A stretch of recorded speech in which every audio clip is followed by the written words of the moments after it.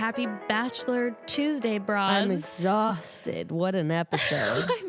I honestly, I've never seen more arguing in my entire life. I feel like this was like a family dinner for me, like a family weekend dinner. I said it once and I'll say it again. These girls are so out to get each other from day one. It's like nothing I've ever seen. No, this is pure unprecedented evil. This is unprecedented viciousness. Like it's what there's a difference between it being like, all right, there's a little hiccup here and there. It's not even like they're fighting over Peter either. It's just like, I don't like this bitch. Like this shit is crazy. I'm like, do you remember what show you're on? This is about Peter, not your guys' feuds. This is kind of like this is Bachelor not meal, yeah, like living like this real world fantasy. Like I've been rewatching the Jersey Shore lately, and I'm kind of having minus like the drunkenness because I haven't really seen that yet. Yeah. Which I'm waiting for one of those nights where one of the girls gets obliterated. I don't think it's possible anymore. I think you have to be very sneaky to be able to achieve that. Yeah, because they got the rule. Even though the first night, do you guys know, listeners? Do you know this rule too? So after I want to break it down. So baby. After Corinne was on the Bachelor in Paradise like 2 years ago, which you can Google, there was issues with her consuming too much alcohol among other issues. They made a new rule for like liability. So my season was the first one it went into effect. We were only able to have one alcohol. No, our rule was one hard liquor beverage an hour. Okay. No shots were allowed. One hard liquor beverage an hour, but that rule didn't apply to beer or wine. Oh, yeah. Well, someone like me who doesn't even drink hard liquor, I'd be like 16 champagnes in, baby. But you can also get cut off, which would happen to me. If they see you looking a little too tipsy, they cut you off. They cut you off. Yeah. Wait, you got cut off sometimes? Yeah, in Tahoe, like week 2. I got cut off. The problem is I got cut off like week 2. It was high altitude. You know, the alcohol. Well, we got a rose ceremony. A cocktail party canceled. So we had to wait like 3 hours for the rose ceremony. So he wasn't even around. So we were all stuck in a room. What are we going to do? Drink and talk about Real Housewives. This is where I would mess up big time. Is that where there's those hours and hours in between when you actually see, you're just sitting around being bored.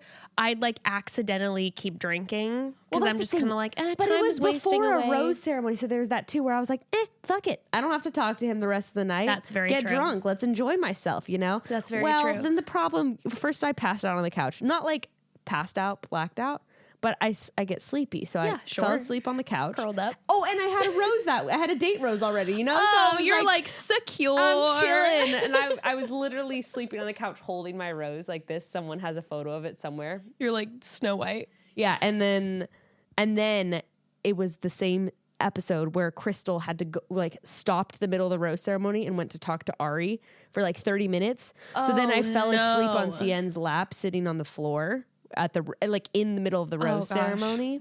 See, so then when they go to do the toast to Fort Lauderdale, they were like none for Becca. Like literally I had champagne in my glass and they're like, nope, Becca, hey. And someone took my glass. And then they gave me an empty glass, and then I remember most of us were kind of tipsy, and I remember Tia or someone was like, "Here you go," and everyone was like, "No." The producer was like, "No," in the background, but they couldn't stop me. Anyway, I just can't imagine. I just can imagine you like them like trying to cut you off, and you're just like deuces, like peace out, like chasing after that's some what you sort think. of like. I got my friends, but that's what blows my mind about this season because you want. At least my experience was everyone like wanted to get along with each other. Sure, you have I feel to like live you with have these to, women. You want to make it. There needs to be like alliances. I even felt like this episode when you were even seeing certain girls like connecting. Now, granted, there were a few that seems like they're building true bonds. Tammy, everyone seems to really like Tammy. Yeah, but it's kind of like even the girls sitting together seem to like be like half listening to the girl, but present, and you're kind of like, well, you guys don't really seem like you actually like each other. You're just kind of there's a lot of plotting, personal plotting, I think, going on. Plotting going around. It's very interesting. Which honestly makes me want to have been on this season because I feel like the rush of now. I don't think I would have enjoyed it because I would have wanted to actually be friends with someone. It would drive you mad within a couple weeks. Like I would lose it. But the rush of just like, oh, it's a competition now. But the stress in the air Because you're literally living every second with all these people. Yeah, that's true. What am I saying? When someone doesn't like me like a little and bit, then I'm like, you have please. and then you're sandwiched in between two people on the plane ride to the next place for 12 hours. It's you don't want the bad vibes. No, I get that. You I get really that. don't, Jess. For you, I know. I know what's best for you. You would have been on my season. Oh, okay. Well, All right, before we dive in, we're going to have a little bit of housekeeping. First and foremost, we have some new merch coming, and I am just so excited because we have two incredibly talented broads who have done some artwork for us, some illustrations, and we will be putting it out there. It should be out next week, up on our store. We'll post about everything, but look forward to it because I'm ordering everything. Like I'm so excited. You guys are gonna love it, and just so many talented broads out there. It's pretty. Goodness. I was pretty floored. Yeah, it's pretty phenomenal. And then have to touch base on this one. The big theory going around, and I received so many messages about this, is the theory of what happens at the end.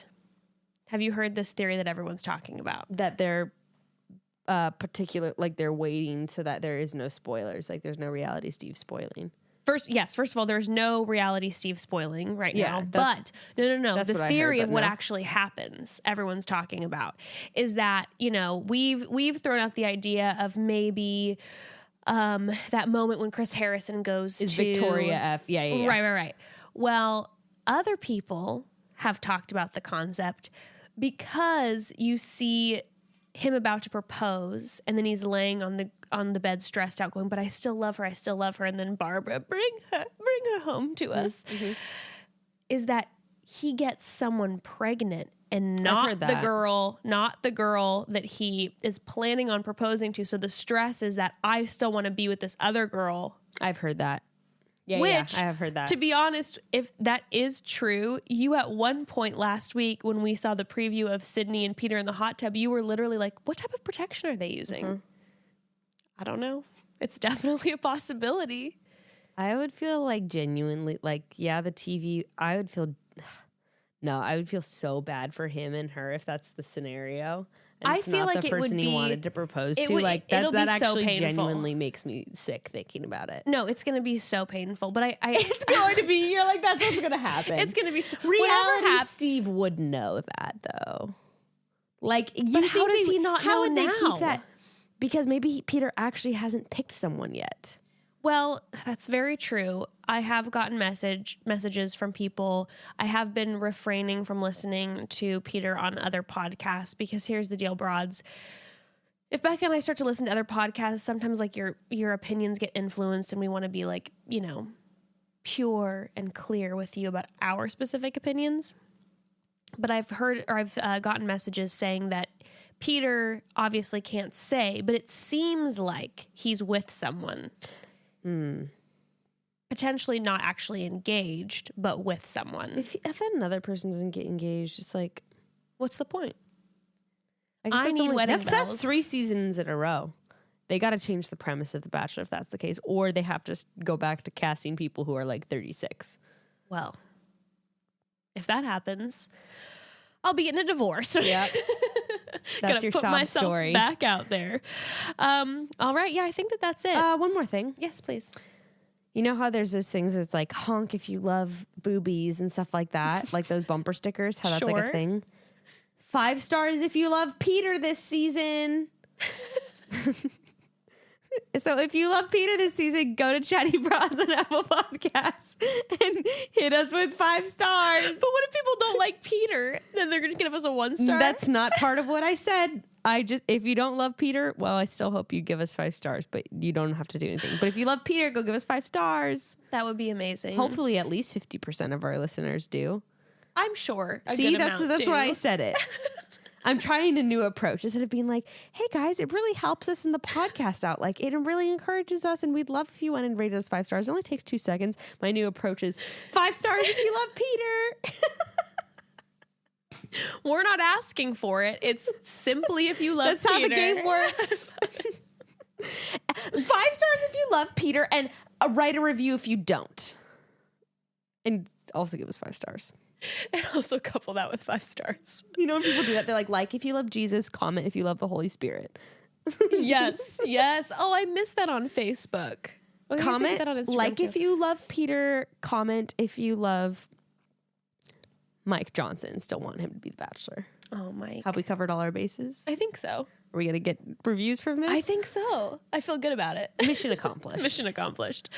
All right, ready to get into it? Yep. Let's do this thing. All right, so we start next day after the party, which We start with sobbing. we start with literal like silent bird water monastery sounds, and Kelsey just like, which I didn't really know why that was happening. I was just confused because they ended last episode on her being like running to the bathroom, being upset, and I actually thought that they were going to pick back up and that Peter may decide whether he was going to send Kelsey home. They never even. There was no. They're never addressed at the end of the date. Never addressed it. No resolution to the end of it. She just is back in the mansion. This whole new way that they are arranging the episodes, I like, but is also kind of confusing to me. Absolutely. You're like, what day is it? What year is it?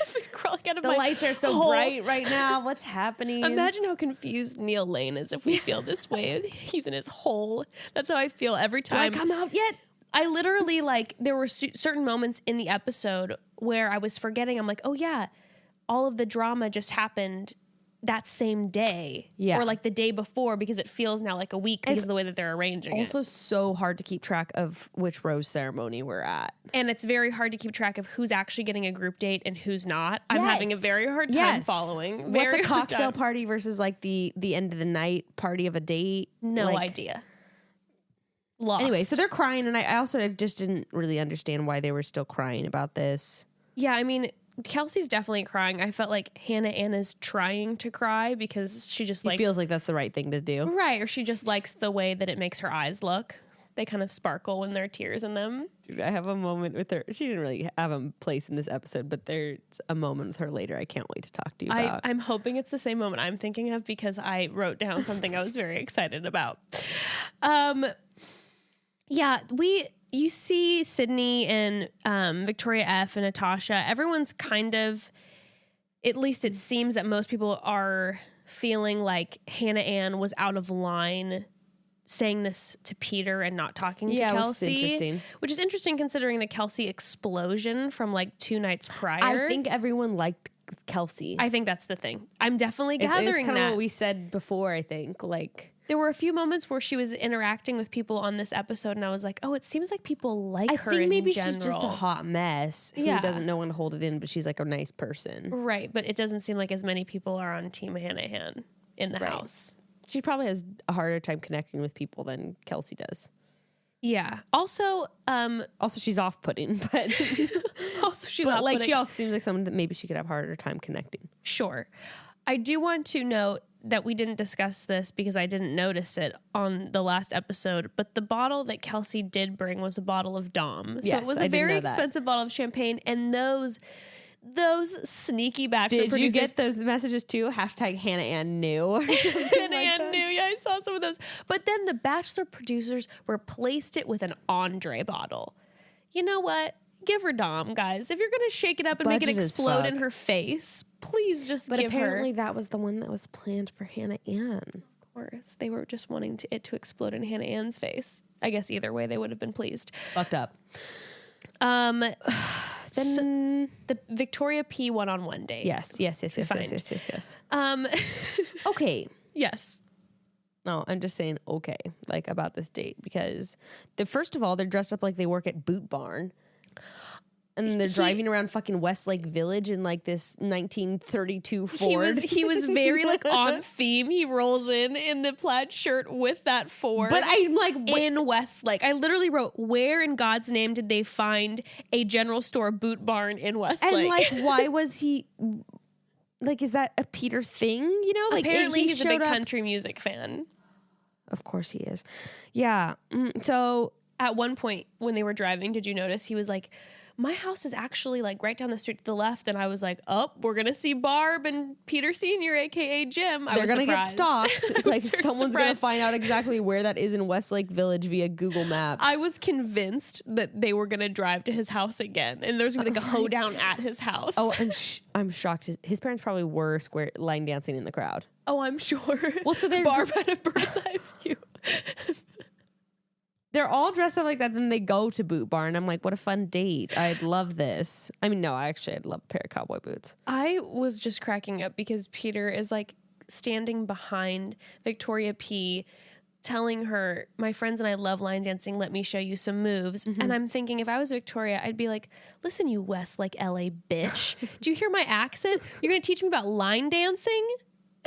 You're going to show me how to do it? Mansplaining. You're mansplaining. Do you not hear me? I mean, I guess technically she's from like You're country splaining. Louisiana. I don't know how big. I know jazz, New Orleans, but I'm imagining. Does she look like she's into jazz? No, she definitely looks like You know Victoria P, she's a huge jazz girl. Oh, then he's dancing. He says something weird. He was like, I don't know why it sounded so weird. He was just like, we get to hold each other nice and close. And I was like, why do you have to say that? I didn't like that at all. I didn't hear that. He said something like that. And I was like, Ray, if you said that when we were dancing, like, that's just weird. Oh, we get to hold each other nice and close. Like, yes, good observation, Peter. Thank you, Peter. He then takes her to the canyon, by the way. We've got to go. Well, girl, I knew that sign. I've been there numerous times. The only line dancing I've been to is in Orange County, and I was terrified. People take it really seriously. Would you have been excited to have a line dancing date? Did we have one? Did you say? No, I said, would you have been excited? I was like, I don't think we did line dancing on my season. No, would you have been sure. excited? I mean, because it's like a non-serious dance form. It'll be fun to try to learn the steps together. No, I mean, I wouldn't have been good at that, but it's all fun and games. Line dancing gives me insane anxiety. I love it because it's like dancing with, like, you know exactly what to expect. See, Kind of. I wish that I was good at line dancing, and I wish, because it looks like so much fun to me, but I'm so uncoordinated in that way. People tell me to they're like, watch my feet, grapevine. Yeah. My brain does not connect with my feet. So like yeah. a group of people dancing in sync and I'm the only one who can't follow. Nightmare. Yeah, let's be real. I have to nail it, and then I'm ready to go dance on the floor with everyone else. If you're flourishing. They look like they had fun. When they definitely do. And I think she's definitely one of those people to me that I could see someone falling in love with her very easily, because she has that like very calm energy, but still like sensual. She also kept doing this whole sexy face thing that I remember I said that Hannah does, where the whole like so obvious down. When a woman is like recognizing a man's gaze and is doing this whole like chin down, eyes up at him kind of thing. And well, I'm just when they started, I see you trying to be really sexy. When they started dinner, I literally took count. In the first 40 seconds of their conversation, she bit her lower lip 7 times. I counted. It was the most, but I get this thing about her. Obviously, look at her; she's stunning. But there was a moment, and Becca, I was screaming. Did I miss it? What's happening? I can't believe I caught it, because I'm normally not very aware in this way. But when they were in his like pickup truck or whatever earlier, and they were driving, and she goes, "What kind of wine do you like, by the way?" And he goes, "Oh, I'm a red wine person." And she's like, "Pass the test. Like, if you wouldn't have said that, you'd be out," whatever. And she makes this whole thing about like, "Oh, thank God you like red wine." They were at the bar at the line dancing place, and I saw them both order the drinks. And what did she order? White wine. She ordered white wine after literally being like, "You passed the test, a red wine only." So this to me, I'm terrified, is a glimpse into potentially Victoria P might be the type of person who, whatever she's you say, adapt herself she to adapts. who you think she wants you to be. Because she asked Peter first what type of wine he liked. She didn't say, "I like red." I'm a red wine girl. You love red wine? She said, "What do you like, white or red?" And he said, "Definitely red." And she was like, "Yes, yes, yes. Thank God she orders white." That's just not my style. That was a little bit like okay. And, maybe the girl likes both. Maybe she likes both. She's like, I would just want to make sure you like wine in general. Check. But she literally specifically said, oh, you passed that test. And then she ordered white. That's all I'm saying. I'm just going to leave that nugget there and be done. Well, back at the ranch. Back at the ranch. Hannah, Ann, and Kelsey go to hash it out, correct? That's the first thing that happens? Yes, and I have to say that I respected the fact that Kelsey, as much as her ways have been a little chaotic, I appreciated the fact that she approached Hannah and was like, let's settle this. Then they proceed to argue about the semantics of bullying and whether or not... It was insane. I literally, like, the conversation was literally impossible to follow. I don't think that that's even the relevant point. The relevant point was whether or not it was, warranted talking to Peter about it. That's Right. the issue. It doesn't matter whether or not she really bullied her. And I feel like that was what was happening, is that Kelsey was frustrated that Hannah kept going back to the champagne. Yeah. Hannah Ann also at one point said, well, after the finasco of the champagne incident. Well, that wasn't the only mispronunciation. Oh, I know. This episode. So she said, after the finasco of the champagne incident. Maybe it's Italian for fiasco. I'm not sure. Well, Hannah Ann also always looks like she stepped out of a Limited 2 catalog. She totally does. Like, she had this hot pink thing on, and then last week with the little black hat. I know, she always looks absolutely. She looks really darling. cute, but it's like I would want to look exactly like her when I was 12. Oh, well, like I bet, like not her body and face gorgeous. I would be fine looking like that now. Oh, her are you outfits kidding? Yeah. like that is what 100%. grade me aspired to. I'd imagine that a lot of younger people are becoming wild fans of Hannah Ann because she is like fashion an blogger icon. Exactly. Well, also the tea about that was that after last week's episode with the whole model Revolve thing, is that we started seeing pictures floating around. Did you see this? With her in Revolve clothing that looks like she had been partnered with them previously. So it's like, okay, whatever. It's not like the Revolve. judges are going to know that or anything. They're just like, well, we might as well Plus, just give her. I know, nothing to do with it's the Bachelor tea. It's the That's producer true. tea. That's why they're That's true. but But she was just kind of like, thanks, I was going to get all these clothes anyways. Exactly. That's what I was saying. She's like 25,000. Double. But she was probably already had a good chunk of them. She's already a partner and she's like, cool. She needs to get her Poshmark rolling. Oh, her Poshmark is going to be on fire. We need to find out what thrift store she lives near and then stock it every week. Be sleeping outside of it every single day. Okay, so then now it's the evening portion of Victoria's Day? Oh, Or wait, what one else, second. What else happened? That I want to say too that Kelsey did say when they were having the bullying champagne discussion at one point, Kelsey's like, it's not about champagne. I don't even really like champagne. And I hit the deck. I was like, Champagne is so angry right now. Champagne is like, I just got the worst PR of my life last week. Yeah, I did this and for now you. You don't even like champagne? Are you kidding me? It's so funny. It was out of control. Before we dive into the evening portion of the date, yes. So some of these ladies are not in the best mood. And you know what puts me in a bad mood?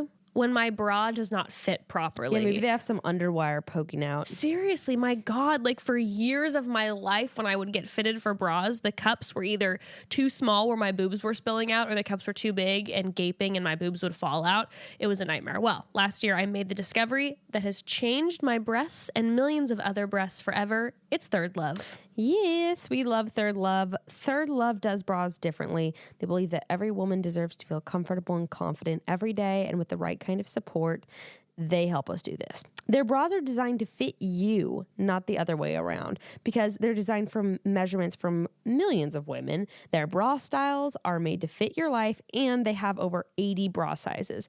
But know that the only one that matters is yours. Yes, thank God. 80 sizes, not your typical 8 or 12 or whatever. My favorite feature of Third Love is their half cup sizing. For years, I know. It's amazing. I was always not quite a B and not quite a C, and I'm finally living that B 1/2 life, and it's perfect. I'm wearing it right now, and I'm so comfortable. They make it so easy through their Fit Finder quiz.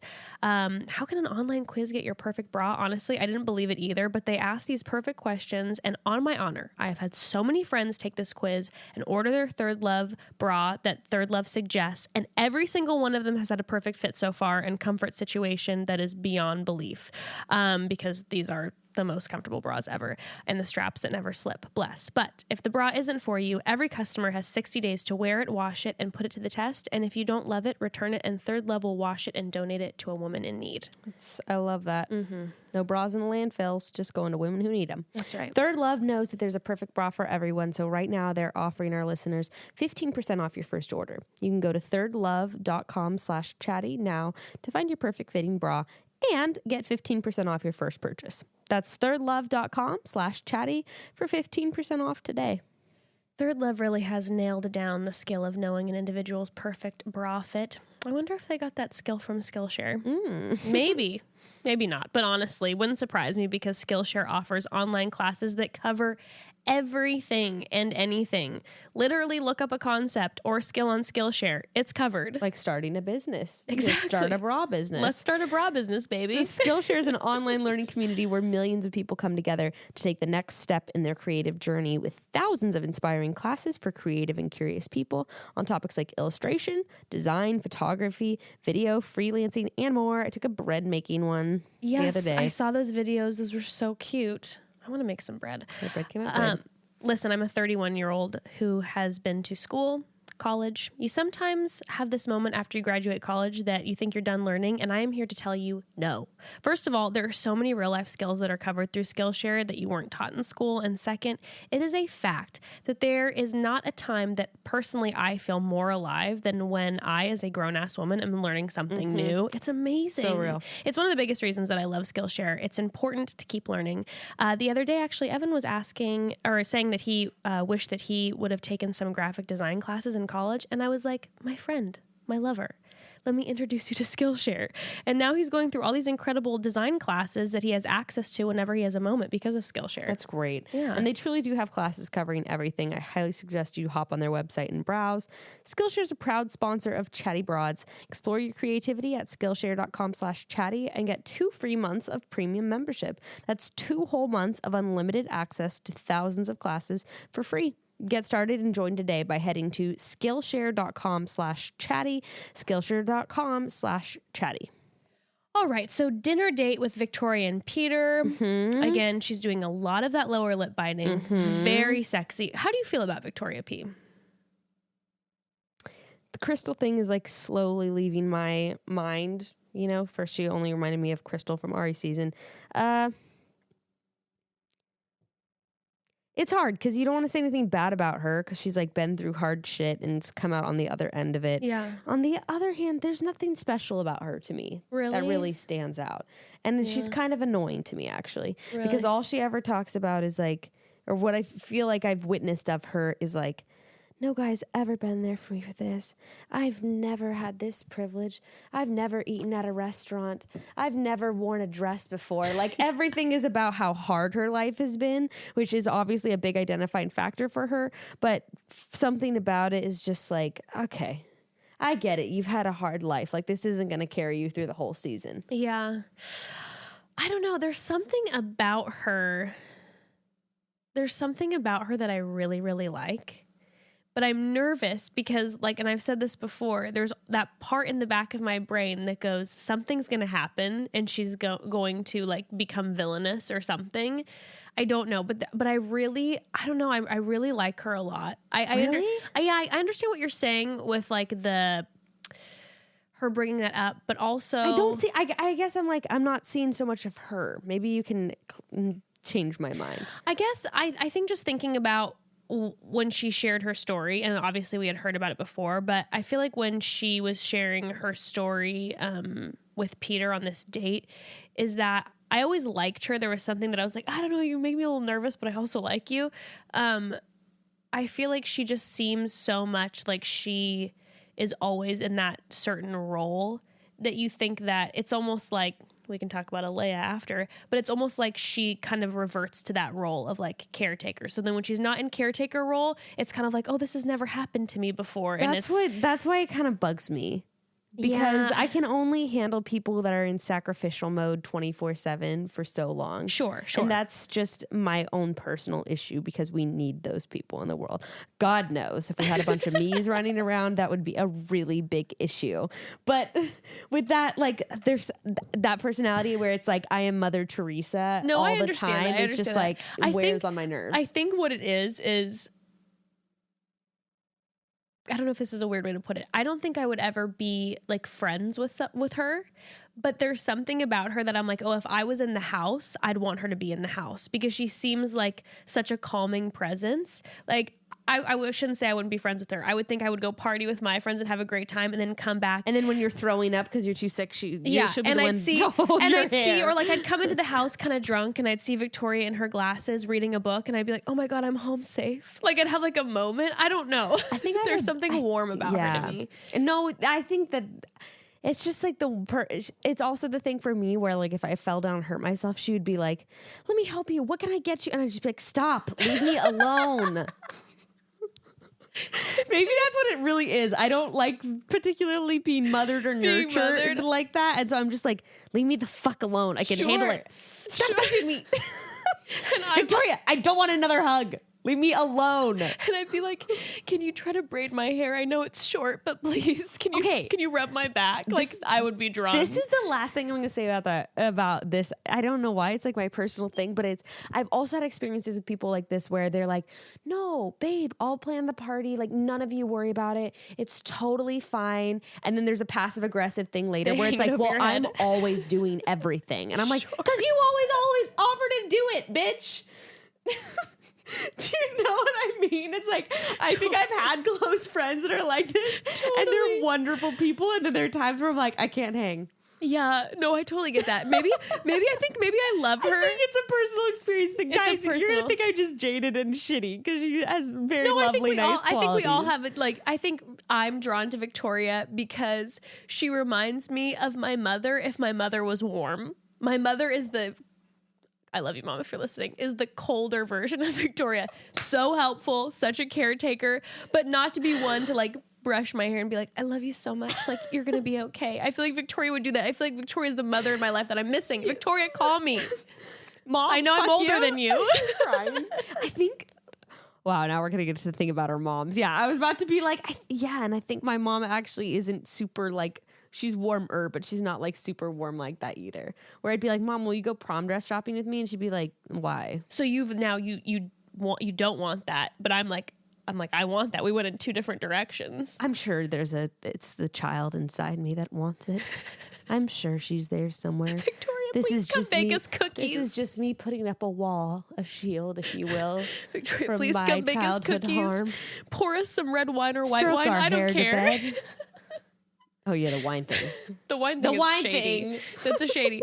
Okay. But speaking of all this, Peter definitely has mom vibes with Victoria. Yeah. Okay, yes. 100%. He is purely attracted, in my opinion, to Victoria in a motherly way. She is a dime piece. Like, she is so stunning.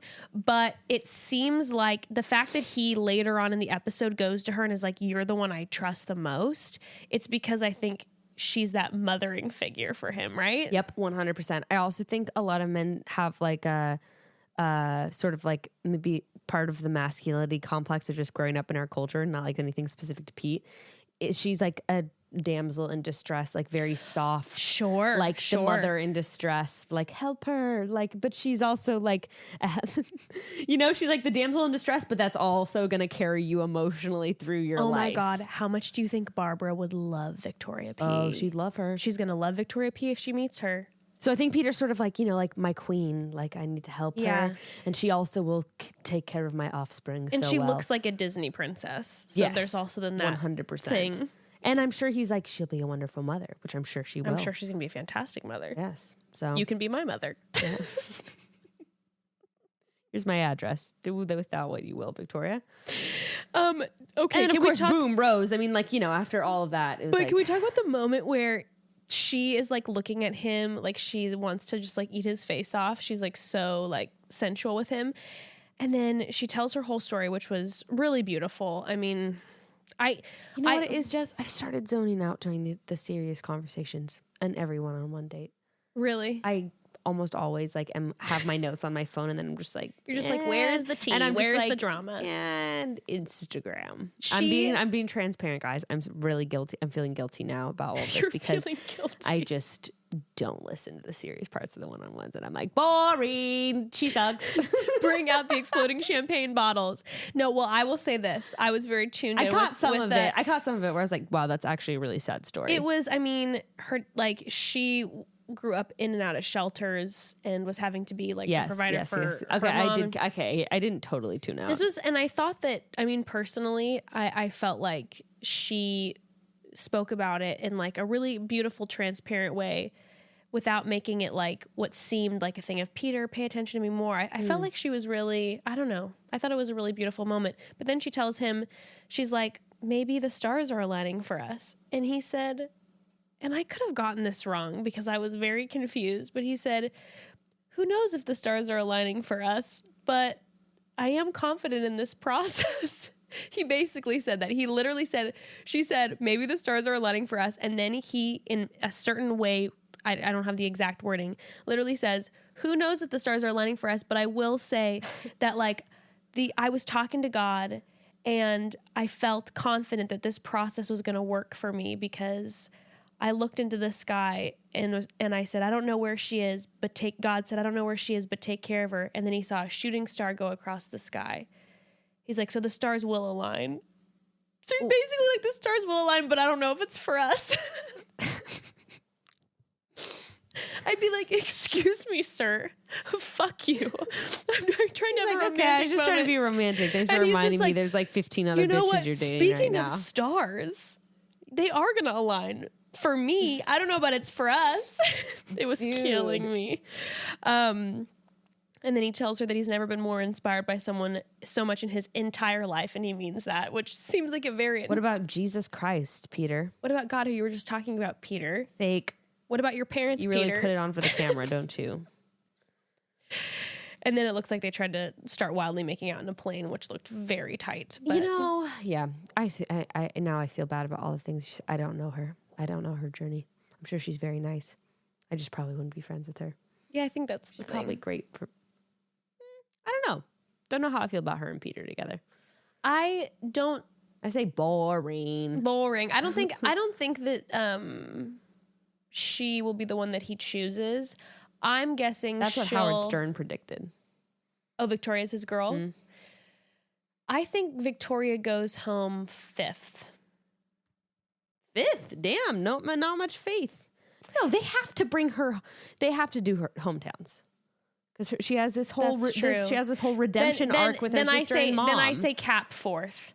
That's the thing. He probably wouldn't take her to Fantasy Suites because he wouldn't want to hurt her. I think that's excellent point. I also think that he likes a little more crazy. I think so too. That's actually why I said boring. It's not good. It's too stable.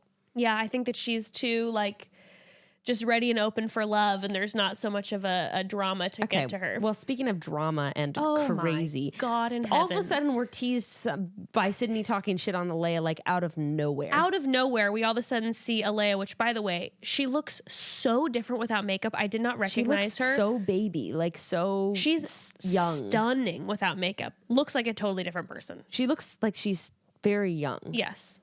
That's how I feel about both her and Hannah Ann. To me, limited 2 models. They look 15. Ageless. Age defined. But it came out of nowhere. And we have, that clip of her who's just like, people think I'm a proper pageant girl, but in her words, she's like, I can get nasty. And she's got the She didn't get nasty at all. Who got nasty was Sydney. And Sydney just comes out of the gate for some reason, just being like, I'm telling you, it's just like a calm Wednesday morning. Sydney comes in cracking her knuckles at like the dawn, and she's just like, so I want to talk about something I don't fuck with Alea. Like, we didn't really see any development with that. Becca and I have some strong opinions about this Alayah situation, which I feel like we're gonna get. It's basically the whole episode. Yes, but I do want to say this too. I think that I feel like people aren't gonna like this opinion. I don't think so. I disagree with you. Okay. I think people are mostly gonna agree. All right. Yeah, we'll see. I'm gonna make my case for that too when we get to about why I think people will agree with us. Okay. So Demi is back with these like older-ish women. These tough broads. Honestly, I would have killed to be one of them. Are you kidding me? Did you notice they seemed like not like older, but I was just like, wait, who are these women in like anime-looking costumes or something? What's happening? One of their names was Champagne, and the other one was Killer, which I found ironic that they gave one of their names. Come on. I doubt that's actually, I see you guys. Very clever. I see you guys. I thought it was going to be like a cosplay date. Oh, okay. Because you're like, what is this? I don't get the outfit. Are we gonna LARP together? Is that what? I mean, like, it was kind of a LARP situation. Yes. When they ran in there and started smacking the women with pillows, I would probably be screaming. Like, I'm not joking. I'd probably be like, "What the actual fuck?" I was like, "Yo, I am so allergic to down. Get all these feathers out of here. You're gonna kill me." Blow dried my hair last night. What a waste. What a waste of these pillows. Dude, I cannot and will not be held accountable for the things I do when I'm being woke from a short slumber. Being awoke, personally, is this vain? I don't care, but I'm on national television. Like, you better believe that I'd probably bother you? What? Like, if someone wakes you up like prematurely, much less with pillows in your face? No. That would make me furious. And I'm saying on top of it, I'd be mad that here I am looking a mess when I'm like, come on, I just want to put like a little bit of foundation on. Like, this is an invasion.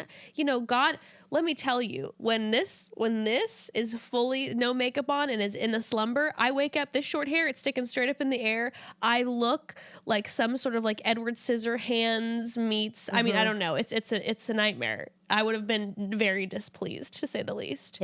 Pissed. It's also not like it's like Peter and like some people. It's like these random broads, No. You're just like, but then if I would have seen Demi, I would have been like, oh my God, thank God. I would have been like, I hate you, bitch. Why have you done this to They me? did not. I mean, it must have been early. Either that or they told the girls they had to stay in their beds until a certain... Because like, how early do they have to go for everyone to be still in bed?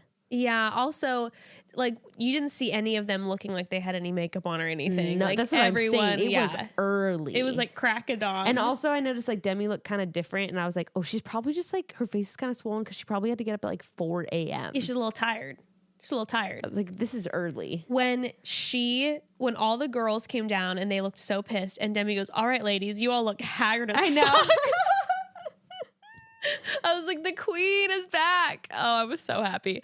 No, you know what made me really happy? Oh, I know exactly what made you really happy. Are we talking about the pronunciation?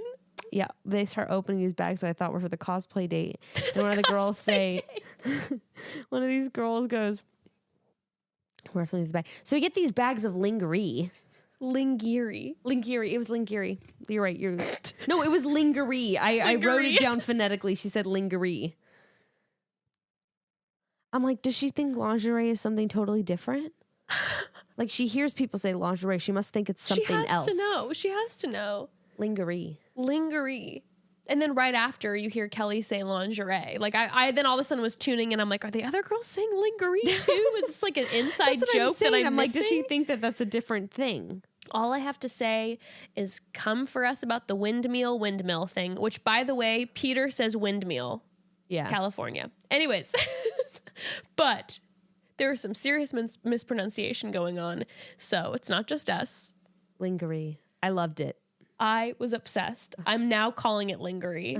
I'm starting a line called lingerie. I like that. Like, it sounds like dungarees though. Like, lingerie is definitely a sexier name, but I like lingerie. Lingerie, it's my version of lingerie, but it's kind of tough looking. Like, sometimes there's like boots for mud and stuff. Lingerie. I was cracking up, by the way, about how it was like your date Yes. It was so much like your date. So if you haven't seen Becca's season, they're recycling everything. They're recycling everything. I swear. So in Becca's season, there was a like women's wrestling, which apparently is free on Tubi, by the way. TUBI. Oh, really? People have been messaging me that. Oh, Glow, so good. Oh, your season. I thought you meant women's wrestling. I was like, ooh, fun. Oh no, like all the Bachelor, season. all the seasons are available on Tubi. Hell yeah. TUBI. But there was an episode where Becca was doing women's wrestling, and I was thinking about this because some of the girls were not into it. Were not into it because they were given outfits that were not sexy. I mean, you got a sexy outfit. But you could also make the best of it, because here's the thing: if you get the not sexy outfit, it's an angle too. You can get more attention that way. You're gonna stand out in the crowd to him. Yes, I would do it a full comedic situation. I would go hard in the paint, but like, I don't know. I don't even know why I'm asking you this. I feel like I know, but when you did the wrestling date, were you like living for it, or were you like, this is a little bit? Yeah. What do you think, Jess? Yeah, I know that's why I don't even know why I'm asking you. I was living for it. Mikkel and I were both having so much fun, and like 3 girls were crying. Why were they crying like again? Bibiana and Tia were 2. Bibiana and Tia were literally crying because the WWE girls were like talking shit. Okay. Which is like part of how that goes. That wouldn't bother me. What would it was bother funny. me, They were like these old ass hags who were like making fun of our names. They were and hilarious. Shit. Like, it was stupid. It was like you're going to Dick's last year. Isn't that the restaurant where you get made fun of? They like traumatize you at the restaurant. Yes. I love it. It's I'm great. like, that's fun. Yeah, but no, I don't know. I would have been a little bit. I think I might have been a little bit uncomfortable. I would have been scared. I would have been wearing scared lingerie. with Tammy. Yes. No, I'm talking about putting lingerie on and like wrestling. Some of them were like, I would have been a little self-conscious, to be honest. I've been like, okay, this feels insane. I'm in lingerie wrestling. Like what Kelly said. Yeah. Although they had pretty like, they had, most of them had like little shorts and tees. Yeah. I guess when they pulled out, I wrote this down initially, when they were pulling out some of the lingerie, I was like, oh my God, they're putting them in full lingerie. This does not seem family friendly. This does not seem like an ABC friendly situation. I would have been terrified of Tammy, because this is Tammy's shit. This is her wheelhouse. Tammy was alive. Also, jumping ahead, but when they started wrestling, it was terrifying. It was this was not a pillow fight. This was a wrestling match. Is a full, like, someone could have like actually had a tooth knocked out. I was so surprised that there weren't any injuries, honestly. By the way, when they pulled up and Peter was like, I have no idea what's happening, like Demi planned it, all I could imagine was, and it's Hannah Brown again. They're like, Hannah Brown's gonna fight each of you. Each of you have to cage fight with Hannah Brown for Peter. That's the only way that you can get through this. Prison rules. She's back. Well, Kelly is a tough cookie. Kelly is a tough cookie. She went toe to toe with Tammy, who like did this, and she fought. She fought, and Tammy got disqualified because Tammy was such a beast, ripping her shirt open. I was obsessed. But when Kelly was like, I'm so nervous, who wants to see their attorney dressed in lingerie on a TV show? I felt her. I was like, oh shit. Oh, first of all, I'd be so scared because of my profession. I'd also be so scared of knowing how many client calls I'll be getting when I get back, being like, so I saw you at my TV. I was needing to grab a drink with you later and discuss our case. You know, all those guys are going to be sliding into her DMs after saying all that. She's like losing cases because the people's wives are seeing their attorney. True. She has to be like only divorce cases. She's a tax attorney. It's just, yeah, she's fine. Who are we kidding? She'll be okay. Yeah, so they were really... Sheann was horrifying. She went to town using her like real arm. Like, she had the pillow. This is what I noticed. The girls would have like a pillow in one hand and their fist at arm the bar. same... Yeah. Swinging that right along with the pillow. I was, in general, unbelievably impressed with how hard in it these girls went. Terrified. I was terrified, also impressed, because I would have been like, no, I'm not going to break a nose over this. Okay. Of course, they put Sydney and Alea together. The perfect setup. And those Sydney two fights dirty. Sydney fights dirty. Alea went in hard. I was surprised. Yeah. And then, oh my gosh, the Sarah versus Kiara, when Sarah got just nailed in the face, like boom, boom, boom, like Dude, 3 times. That was crazy. It was like watching like the Cowboy McGregor fight the other day. We've still seen nothing of Sarah. And we're not going to. And no matter who I watch it with, like we watched it with friends, and my friend was like, who's that girl? Kept saying that whenever she was on the screen. I was like, so it's not just us. Sarah, I am so upset. We see you, babe. I am so upset that Sarah was sent home because I need to know her, because every time she comes on the screen, and all I know is her face, and she's so beautiful, but I just want to see more. Also, I don't know if you guys saw this, but on Instagram, she's just lovely. Is she? Did you see what she did with her dress? Yes, I did. And now she's doing that with like a second one. That's and cool. she's like, I'm trying to rehome it. And now she's just like, all right, with the second dress, from last episode, she's having people message her, and she's just saying, if you're interested in this dress, just send me $1, and she's going to take all the money and donate it. And then whoever, it's wonderful. Sweet. Wonderful for using the platform that she's getting. Even though she's not really getting a platform.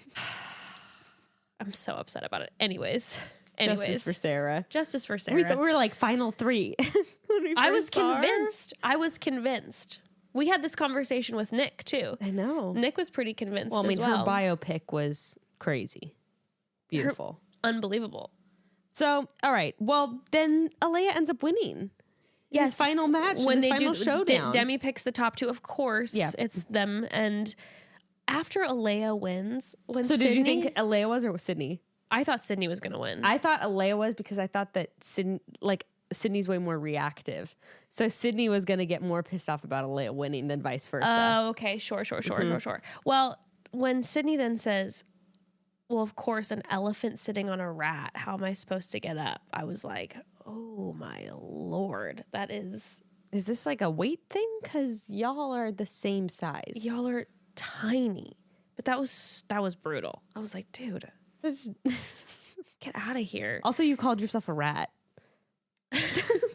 Think about that. I'd rather be the elephant, bitch. Also, to be honest, it should be elephant and mouse. That's typically the parallel, and you called yourself a rat. That's very telling. Very. Elephants are really sweet creatures. Telling. And I love them. Rats are actually my least favorite animal on the planet. Rats can carry a lot of diseases, and They're elephants have wonderful disgusting. memories. People are going to be like, you're encouraging the rat stigma. I love my pet rats. They're gross as shit, bitch. Honestly, listen to episode 1. I think Becca says, like, if she'd picture me with an animal, it would be like 5 rats. So yeah, like black I'm the queen of the rats on your arms. for sure. No, yeah, that's tight though, because then I fear you and you're intimidating. That's what I've been trying to get across. I hate them because I fear them. I hate them because I love them. Oh, I fear them. Well, that date wraps up, and honestly, I feel like Tammy... I talk about justice for Tammy. They should have let her go back in that ring. She's clearly upset that she did not win this date because she should have won this date. Yes. All right. Before we get into the Yep. Let's do it. Oh, the drama of the good Lord cocktail portion. Oh, but I'm really excited to talk about this sponsor. Yeah. Well, here's the thing. We're all very curious how some of this Peter Sydney drama is going to unfold. And I know with them, it looks like it's a hot spring in their future. But if I was on the show, I would insist on a bed, because I would insist on sleeping on Attitude sheets, baby. That's what I insist on. Obviously, I am obsessed, truly, deeply obsessed with this company. After getting Attitude sheets, I have never slept better in my life. There are the perfect sheets. I have their duvet, and finding the perfect sheets can be hard. Silk is too hot and it's expensive. Linen is scratchy. Cotton is scratchy and hot. But now there's Attitude, and it's made of 100% organic, clean bamboo. And these sheets are pure heaven. You've probably heard about bamboo sheets, but Attitude's clean bamboo is the 3rd generation of bamboo bedding technology. That's absolutely amazing. And organic clean bamboo is extremely breathable because it regulates your temperature to improve your quality of sleep. And Attitude actually stands for Eco Attitude, because organic clean bamboo recycles 98% of the water it uses, so it's the most sustainable bedding available. So this Christmas, we tried to go more sustainable. That's the word. And buy less. But something that I had to buy for my family, and I could buy in very good conscience, was Attitude sheets. Yes, I am a good daughter and family member. I bought Attitude sheets for everyone in my immediate family. Used our code obviously, and hand to God, broads, I got a text or call from every single one of them the next day saying that they had just had the best sleep of their life. And I nearly cried because my precious 90-year-old grandma called me and was like, is this what good sleep is like? I haven't slept this well in years. It was the sweetest thing ever. Crying. So thank you, Ettitude. She's spreading the word to all her friends now. Ettitude sheets. They're soft as silk, breathable as linen, but at the price of cotton. You're going to love them. Your grandma's going to love them. When you support our sponsors, you support our show. And right now, our listeners will get 20% off their sheet set and free shipping. Just text CHAT to 64000. That's the only way to get 20% off your set of Ettitude sheets and free shipping. You've got to text CHAT to 64000. That's CHAT to 64000. Like I said, I used the code when I was giving away all the sheets, and I'll be honest with you, it saved me a lot of money. It's a good code. Yeah, with all the free shipping and all that. Beautiful. So all right. Alea wears a crown of the night portion of the date, obviously. Of course, it feels very familiar for her. The way this girl talks is like every other word is sing-songing into the next word. Yes. At one point, I noticed that when Peter takes her initially, she tells him that she's had plenty of crowns in her life. This one's just one of the many. What, this thing? Ugh, so small. You said something like that later where it's like, yes. Here's the thing I'm going to say about Alea. Yeah, let's talk about Alea. She's just not the sharpest tool in the shed. Mm-hmm. That's just what it comes down to. She's not malicious. She's not really conniving. She is just not super bright, in my opinion. And I think when she says things like that about like, I've had a lot of crowns, or like she says something later on that we'll get to when she's talking to Sydney, where she's just like, everyone thinks I'm perfect and put together. Like, I think she's just not quite all there. And when she says these things, I don't think she really realizes what she's saying. Okay, so I don't agree with that. Really? But I don't think that she's not smart. No, so I don't think that she's I don't think that she's malicious. I think she's just a girl who probably was hugged too much, but was told probably constantly how amazing she was. And I think she's full of herself, but in not a way that's like mean to other people. This is what I'm saying. It's like in a superficial way, in the sense that like, I don't even think it really extends to her perception of others. I think she's just thinking about herself and how to look pretty and appear perfect I think all the she time. probably is someone who's very self-focused and probably is just kind of saying shit without realizing how it's affecting other people. But I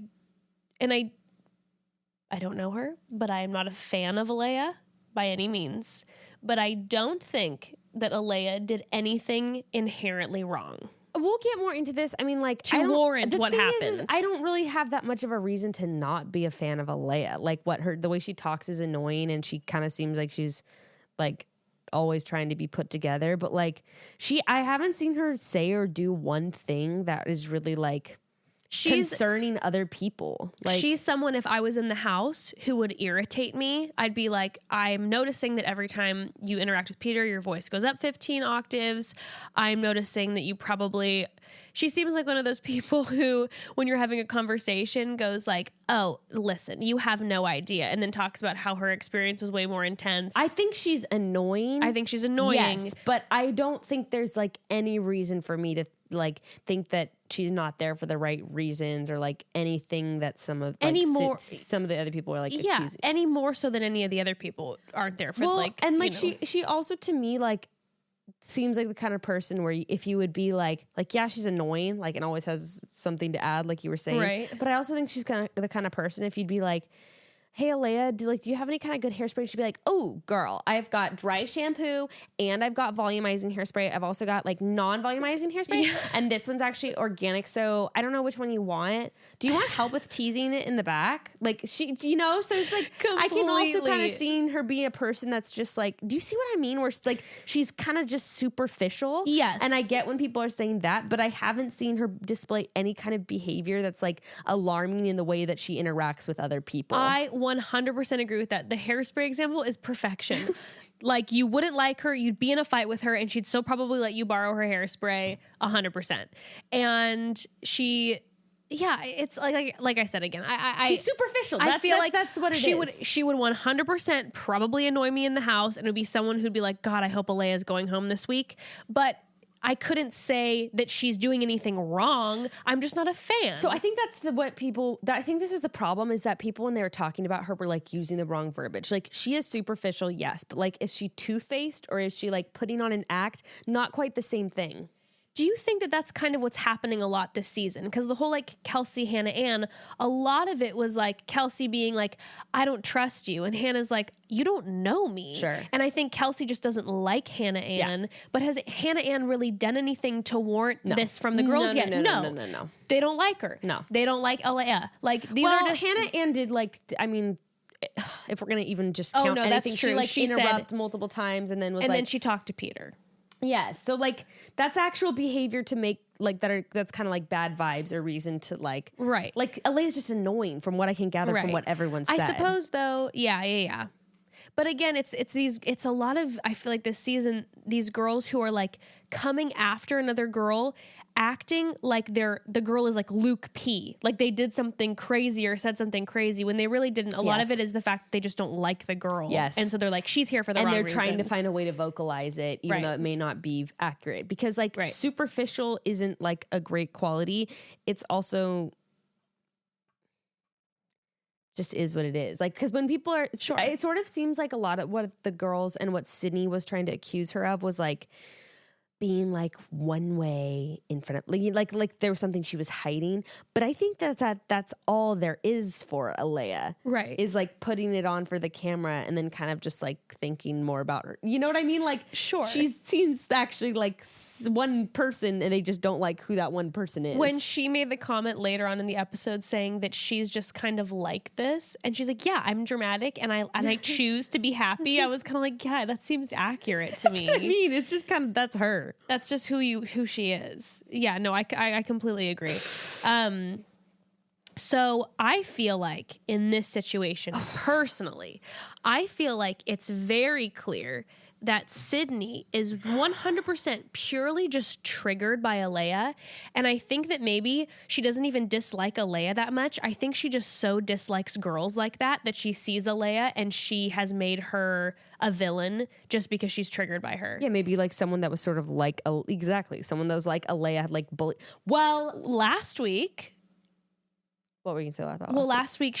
When Sydney sat with Peter, she was just like, I'm not like the other girls from Alabama. I was always different, and I grew up in a different family because she had come from a family with a mixed race, and she was like, she felt out of place, which completely valid. But then she's talking about how she was never like the other Alabama girls, so she's probably felt excluded a lot of her life, and these pageant girls are probably triggering for her. Well, and yeah, go ahead. You say it because I heard this like secondhand word of mouth. I mean, same if it's what you think or what I think you're going to say. How she went to school with Hannah Alabama. Brown. Yeah. And graduated at the same class. Actually, like, I guess one of my friends said that she read Reality Steve. That's why I say it's like secondhand from her. I don't know if this is accurate or if it's the other way around. So take this with a grain of salt. But apparently it was something about like Sydney had bullied like Hannah B in school or something. Oh, really? I don't know. I remember hearing it vice versa, but again, it was messages. With the so whole I don't context, that would kind of make more sense. Like, not with it being Hannah, but like, seems like Sydney would really stick out. Well, yeah. Well, when she last week was talking to Peter about feeling different, and I think that her feelings of feeling different where she's from are so valid. But it seems now... It seems like she also goes on the offensive immediately. Well, it's the fact that her intro line when she met Peter was like, I'm not like other girls from Alabama. It's very much like a... Shade. Not wanting to be associated with them. So I feel like someone like Alea is very triggering to her, and she just literally set her sights on her and was like... But this is the thing. Like, I'm just going to say this. Like, I don't love Alea, whatever. The thing is the reason I'm like sort of advocating for Alea in a way is because like I feel like she was like totally victimized in this situation. Like, I really do, and I feel really bad for her. Yeah. Like, Sydney dude, Sydney came in on her, and like some of her first comments where she was just like, do you work? That was really intense. Like if someone did that, Jess, can you imagine my or your reaction? I'd be like, I'd throw a drink. I would be like, do I work? I would be like this.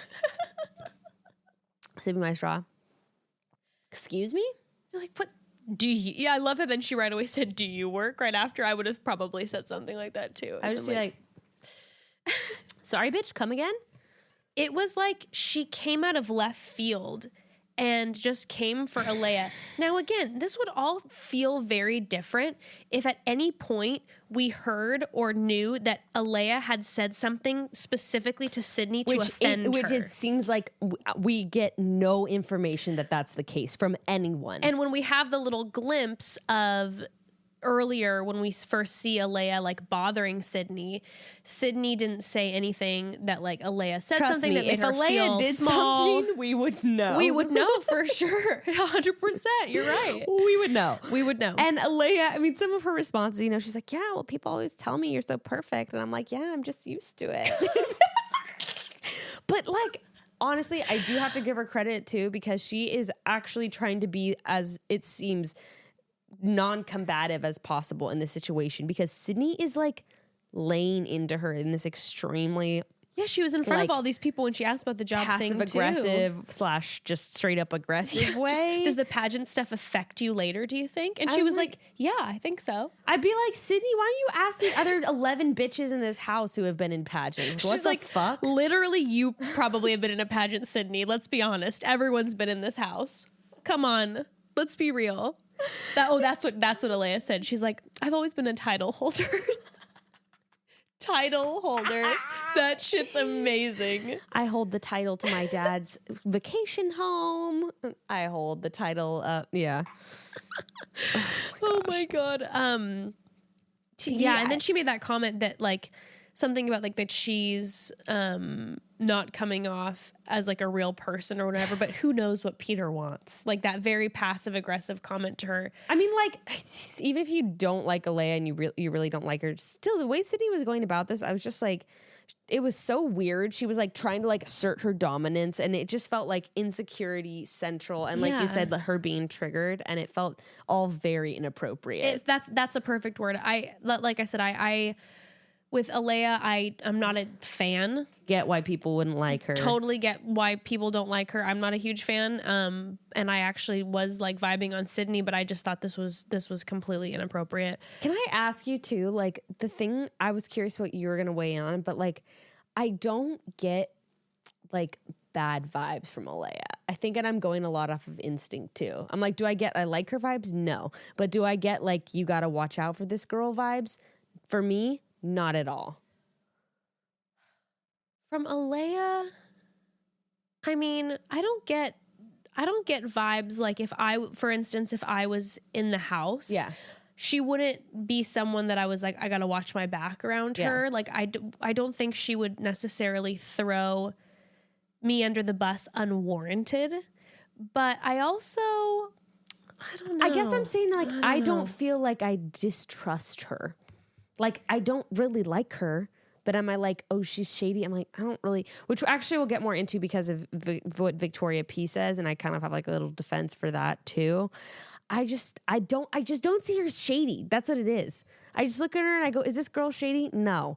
Is she kind of superficial and like annoying and kind of dumb? Yes. Yeah. Yeah. I don't know. I'm, do you get shady vibes? I'm getting vibes. I would say this. I don't get shady vibes from her, again, unwarranted. Like, I think if you leave her alone, she'll probably leave you alone. But she's also someone who I feel like if you come after her, she might play dirty. See that, but she didn't see that with Sydney. That's the thing. Like, I didn't really see her that side of her with Sydney. No, yeah, like, she kind of was just like... No, she didn't come for blood with Sydney at all. No, she was sort of just like backed into corner, just like, I'm not really sure how to handle this right now. And we didn't see her when she was... You're right, because we didn't see her when she was talking to Peter. throw Sydney under the bus at all. But we see the little clip of her coming back next week, so I don't know. She could come back. It also looks like Peter brought her back. So what is she gonna do? Like, hey bitches, I knew it. No, but she said she's like, I came to settle some things. So maybe she's like, I'm gonna give you some tea on Sydney. Honey. Okay, I'm just saying like I distrust, like we've talked about Hannah Ann. And so when the stuff with Kelsey happened and she was like, Kelsey is a threat and I do not like her. So you know what I'm going to go do? Devise a plan so that Peter eliminates her. I do not think that that Alea is just like, what? I don't think Alayah is calculated, and I think Hannah Ann is calculated. I guess that would be the difference. I guess if Alayah's coming my way with shadiness, I would be able to deflect it easily. Sure. So I'm not. But I don't know. She just didn't come for Sydney in this episode. No, yeah, she really. So I want to give her that too. I'm like, she didn't. And she could have on the attack. Instead, she was sort of just like trying to like. And she stayed very calm when her and Sydney sat together and talked. She didn't even seem that like mean to Sydney when they talked. That's why I was like. Yeah, I don't know. Ugh. Well, I'm lots trying to of think. Opinions this episode. Yeah, about people. there were. She. I'm really going off my vibes. I'm curious what people think about her really after this. Yeah, okay. No, I'm interested too. Well, Kelly and Peter have a moment. She tells him to shave. And Tammy then Peter looks really cute in a lilac suit. Just got she's so and her power pony. Tammy always rocks the power pony. She looks adorable. I get the vibe that everyone likes her a lot. And I would too. I would be so drawn to Tammy. Okay, so now Sydney and Peter. Sydney, I wrote she is pulling a full Victoria F, all sad and like, I'm not going to tell. I want you to ask me what's wrong. It was weak shit to me. This is maybe why I'm sort of defending Alea so much is because I did not like the way Sydney played this night at all. First of all, did not like the way how she was being aggressive to this person out of nowhere who hasn't really done shit to her. Felt really unwarranted to me. And then 2, when she's then like gonna go around and then be like, Peter, so like I didn't want to talk about this, but well, and then she also said, some of the girls aren't being genuine with him. So she left it broad. I'm like, which makes him get in his head, by the way. Like if someone like comes to me, if I was the Bachelorette and one of the guys was like, just so you know, there are some guys in the house. You're going to be able to let that one slip? I'm fully paranoid now.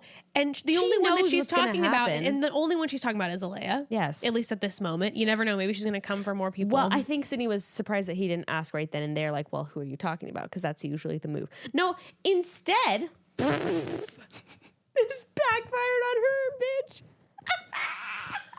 Oh my favorite moment of the episode, by far. I fell out of my chair. Peter needs to win some sort of award for this. Title holder, best confrontation. Drama king. I give him the king of drama. Oh, Colton was so drama king, though. I know, but Peter's already taking it? No, because I shouldn't say drama king. Colton's always the drama king, for sure. Peter's just drama like... duke. He's just like a communication king. Certified drama lover.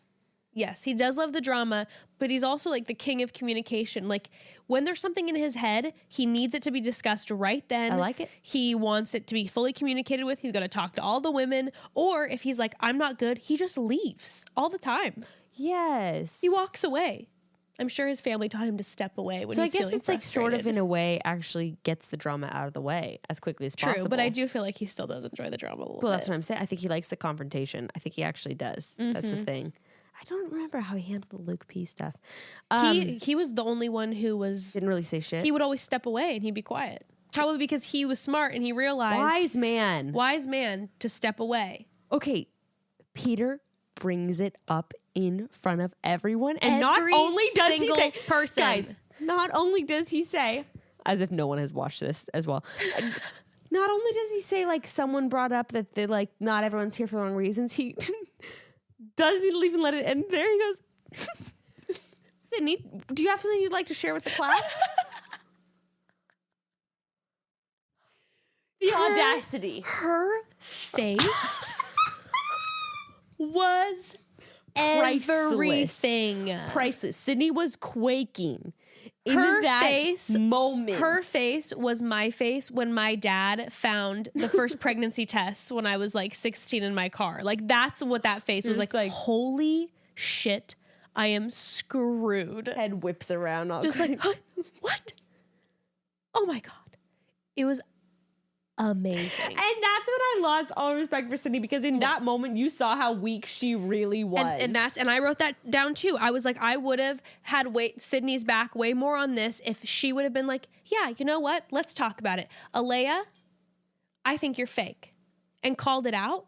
She literally was like, she's like, well, I suppose maybe Alea, I mean a little bit. Like, I don't really know. Like she's like, I was talking about everyone in general, but like Alea did come to mind.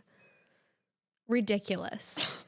Ridiculous. Well, and then Alea handled it calmly and coolly and a bit riskily too. She did. That's why I think she's kind of dumb. She's took a risk. She's like, I just don't like blah blah blah. Does anyone else feel that way? And I'm like, oh bitch, I would not have asked that in the same situation.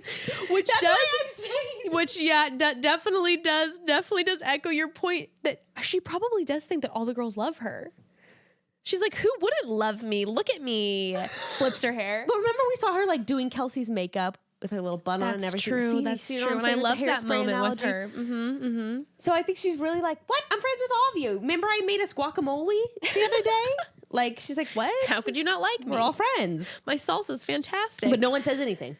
No one says anything. Crickets, which then actually made Sydney look pretty dumb too. It did, even though in that moment, by the way, when Peter calls out Sydney, he throws in this little comment, I trust you, Sydney, so go ahead. He said, I trust you in front of all the girls about Sydney, which also, by the way, immediately puts a target on Sydney's back and empowers her. He trusts me. He's chosen me. I wouldn't like that. I'd be like, and I trust you, Becca. Say out loud who you talk shit on. I'd be like, oh. I thought that was just in between you that and was me. Yeah, we have trust, babe. We don't have to talk about this in front of other people. Couples like talk shit and gossip with each other. I thought we were just having one of those moments. I didn't think that we had to share with the class. Oh my God, I could not believe. Well, so then after this, Peter takes Alea aside, right? Alea, I think, actually follows Peter because remember, Peter walks away. Okay. And Sydney then has a moment with Alea, then after Peter's not there, where Alea is just kind of like, yeah, it's just who I am. And they have that confrontation moment where Sydney's like, I don't like this about you. I think it's fake. And Alea's like, yeah, I am that way, but it is me. It's not fake. Mm-hmm. So she basically says, yes, I see what you say you don't like about me, Sydney. And yes, I am those things you don't like. And it's really me. I'm not faking it. You just don't like me. Like, that's the bottom line. So then Alea chases Peter down. Yes. I was dying, though, by the way, because in the confrontation, her voice went back to normal. And then the second she pulled Peter aside, it was like, I don't, no, Peter Pie, sweetie Petey. Oh, dwarves. Bird friends, forest friends. She definitely has a flock of birds who get her ready every morning. A lot of forest animals. Her hair after that, like, after the pillow fight date, I was like, how does your hair look like that? What is happening? The woodland creatures brushed it out. She's got the pageant thing on lock. That's for sure. I will say that. So, you know what? The thing that I thought was interesting, especially given what happens later in the preview, I didn't think Peter, I am not getting vibes that he's into her whenever they converse. Listen, it threw me for such a loop when all of a sudden Peter was like, I have this connection with Alea that's like, I really, really vibe with her. I never... Did he say that? Yeah, he says, he keeps saying the next day at like the pool party, he's like, but there's something about her. I really like her. I really connect with her. And I was like, I don't... Until literally right now, bored to tears when they're talking. I know. I don't understand. He's about to fall asleep at any minute when they're chatting. Apparently, Sweetie Petey's got this big connection with her that none of us can see. Okay, or at least we can't. I know, because he seems like the kind of guy that would just ditch her if there's this much drama. He's clearly. I thought that's what was going to happen, like clean and simple. I know. So far, we've seen him get rid of girls pretty like axe him, no problem. And he's just like, bye. Well, and I thought that's going to happen to her. I was like, she is not worth the drama for him. He doesn't want to have a Luke P situation. So he must really like her. Guess so. And it's not like there's not other drama going on in the house. So it's not like, hey, Peter, make sure you keep her. Right. Because especially after skipping forward, he gets rid of her, and then he's we see him talking to it. producers, like, and that seemed like that didn't seem like a producer took him inside and was like, "Are you sure you want to let her leave?" That he was like, genuine. He was like, "Wait a second, wait, what have I done?" You know, He's like, this doesn't feel good. I thought it was going to feel this good. This doesn't feel good, and I was like, "What is going on?" Don't know. Thrown for a loop. All right. Yeah. So. Oh, and then what? Then What? The audacity of our kind of drama king Peter. He gives Sydney the rose. Oh yeah. I was like, of course he can't give it to someone totally uninvolved like Tammy. I could not believe the balls to be like, I know that Alea just came over, cried in front of me, and there's clearly drama. I would made be Sydney panicking if I was Alayah. I think this is why full I panic. kept putting myself in her shoes, and I was like, oh, dude. He's just like, he just keeps talking about how much respect he has for Sydney because she's like putting herself out there and taking that risk. I was like, first of all, it's not hard to go behind someone's back and be like, she's shady as shit. Now, he forced her to say something because he called her out in the group. He forced her to be brave. It was the most terrifying moment of her life. It's one thing if they're sitting in a group together and she goes, excuse me, I have something to say, Peter, to Alayah. But Peter forced her into it. Yeah. That's not bravery. Yeah, no. That's panic. Sheer 100%, panic. 100%. Okay, and so then after that, right? So yeah, he gives the rose to Sydney, which I was like, this is the thing though. Obviously, producers gave him a choice. You have to pick Sydney or Alayah. He had to for the rose. I'm sure. And so it didn't make sense to give it to Alayah. Right. So when Alayah said in interviews, and she goes, I am not going to allow him to dislike me because of someone else's opinion. I will not allow it. I will not allow him to dislike me. Hair flip. I love hair that. Flip. I love that phrasing too. I won't allow him to dislike me. Instead of like, I'm going to make sure he likes me. I won't allow him to dislike me. I'm going to make sure he falls in love with me. Mediocre? That's fine. If he feels mediocre about me, as long as it's not someone else causing him to dislike me. Sends me home in a couple weeks, but he thinks I'm a nice gal. It's fine. All right. So Pool party? Pool party. Pool party, baby. Pool party. Next day at... Sydney's still talking shit on Alea. I don't think she's stopped, since the night before. And you can tell at this point now, Alea is panicky. She's literally talking 1,000 miles a minute to anyone who will listen to her. She's cornering all these girls. They're losing all this time with Peter because she's just like, oh my God, I need to tell you everything and I need to explain to you. Like, I don't know what's going on, honestly. Like, I have no idea. Like, why wouldn't she like me? Like, I let her borrow my hairspray the other day and like, I don't understand. Like, she says I'm fake, but like, I just am a title holder. I can't help it. I can't help it. I win everything. I can't. And she kind of talks like that, like she's somebody's mom. I can't help it. I don't know, It's not my fault that I look this good in a bathing suit. Oh my God. Hi, Peter. How are you? Hi. No, she's more like, can't do it. I can only do her normal voice because she talks like this. And when she's open, the way she's moving her eyes and her mouth, it's like she's a cartoon character of somebody's mom. And well, I just don't know. I heard the other day that Sam was doing marijuana with Katie. So quite frankly, I don't want Brooke hanging out with Katie. Like that, she is already someone's mom with that voice. She is someone's mom. Oh my God. Like she's the gossipy PTA mom who always has her shit together. And she's like, well, I just don't. Oh, she will be the queen. She will be the queen of her daughter's school. And let me tell you, honey, she will only have daughters. That's that girl. She will only have daughters. They will all be the homecoming queens. Blake's mom said that she offered to make the cookies, but then I heard Blake was dabbling in marijuana brownies. So quite frankly, I don't want Frank's mom doing the cooking. Or Blake's mom doing the cooking. Quite frankly. I just quite frankly Frank's mom. Oh my God. I just totally see her as that kind of person. She completely. Well, Chris Harrison comes in and announces that it's going to be always one of the most drama-filled episodes of the season. There's going to be a pool party. And Did he seem a little amped to you? He was like kind of grinding his teeth and he's like, hey gals, we got a pool party for you today. I'm like, did you just do a line in your dressing room? What is going on? He's like, I see the cash rolling in, all this drama, all these girls are starting fights. Season renewal. Season 33. He's just like, I just told a couple slamming jokes with Fred Willard at that pillow fight, and I am feeling good. We didn't even cover that about how Fred Willard is now on every goddamn season. God bless. Honestly, I adore him. What a hero. Hilarious. What a hero. And he's everything that The Bachelor needs. So very happy about that. Chris is just in a good mood now because he's fucking Lauren Zima all the time, I guess. That's true. I live and breathe Bachelor, baby. Can you imagine him and Lauren post sex in their bed cuddling, like the tea that is spilt in that bed?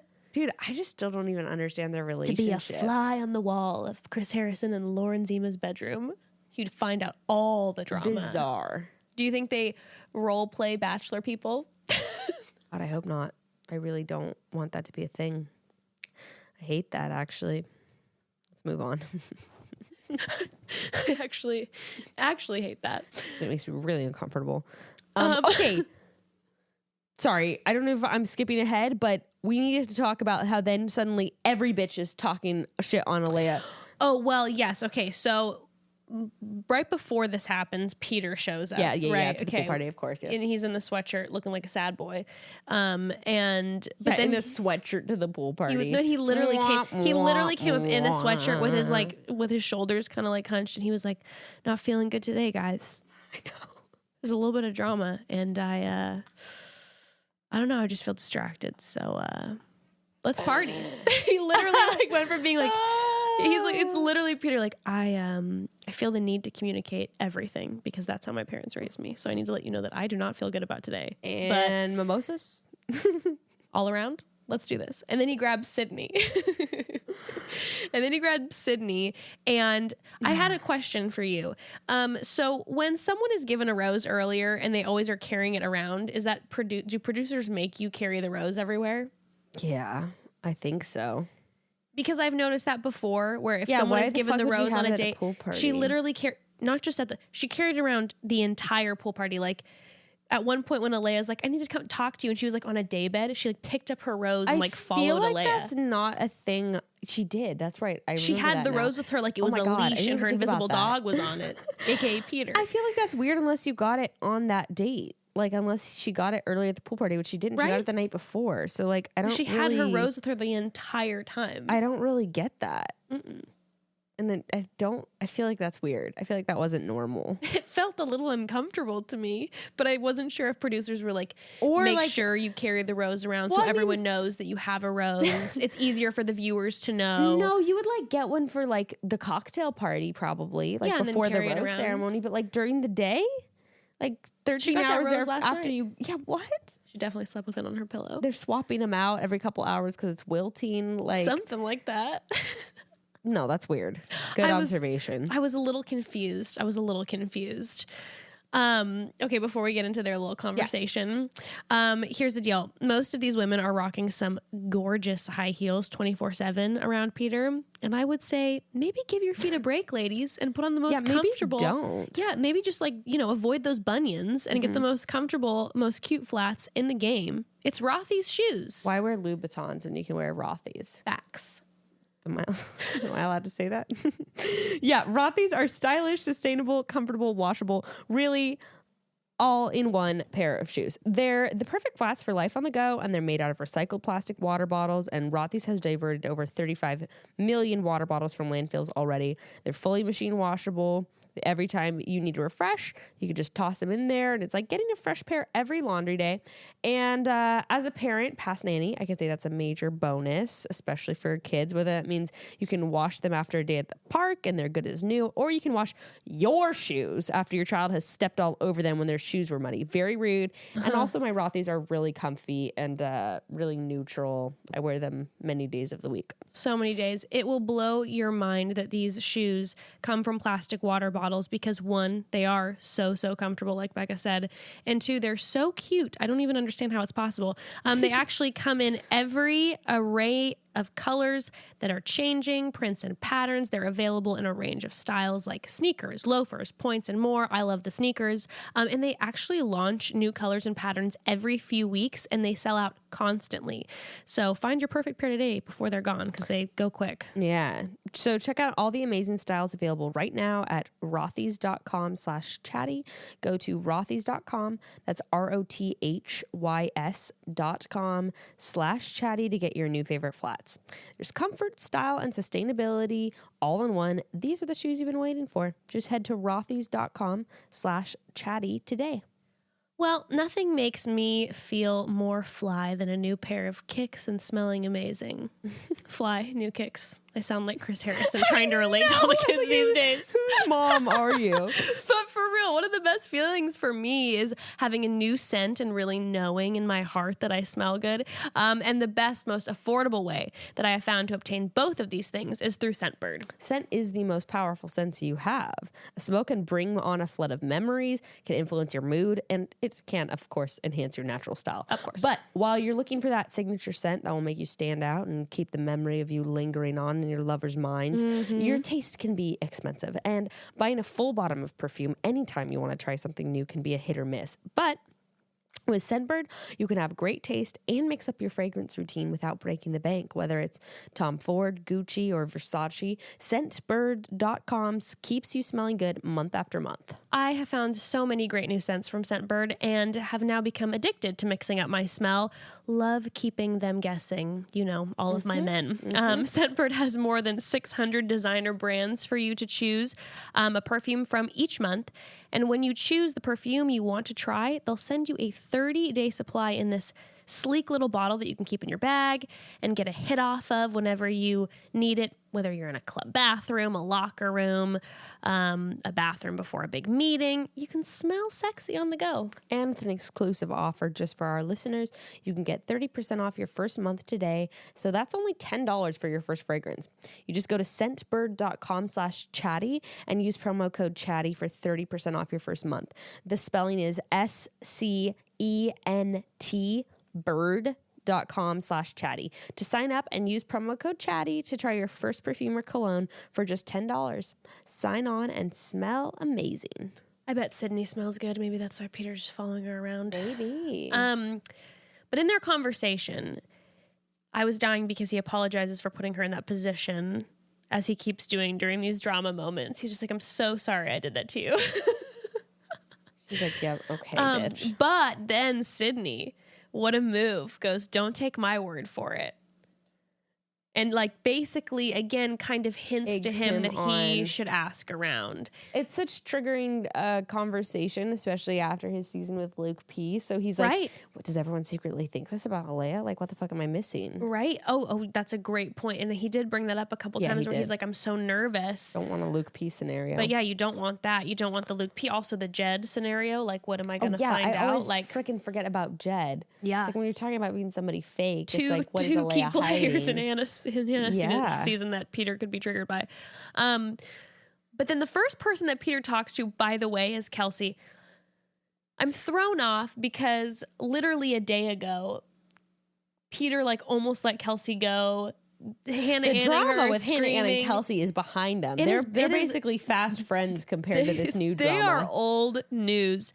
And Kelsey says that she loves Alayah and thinks she's great, but that she does act differently when the cameras come on. And she says people who have been in pageants know how to turn it on and it's a little like worrisome, blah, blah, blah. Kelsey was Miss Iowa. I think she was saying that in terms of like, I know how pageant people can be. I was just like, girlfriend. No, I think she was like, I know how it can be in that world. And so like people in pageantry, She didn't say, though, I will say she didn't say, I understand what it's like because I've been in pageants. She was just like, well, pageant people can be this way. Yeah. Hides under her crown. It's just like, not me, though. Yeah. I'm real. I think, again, though, these accusations are very like weak.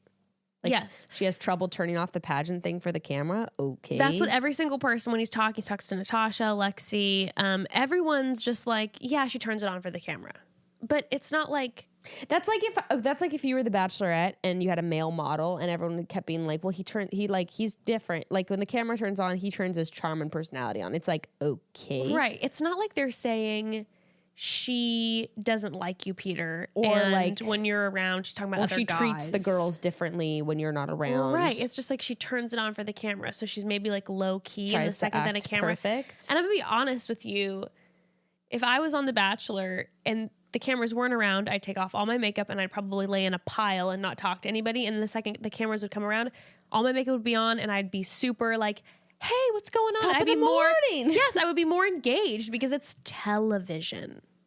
I'm aware that there's a camera in my face. Basically what they're accusing her of is like, she's used to performing and she's performing.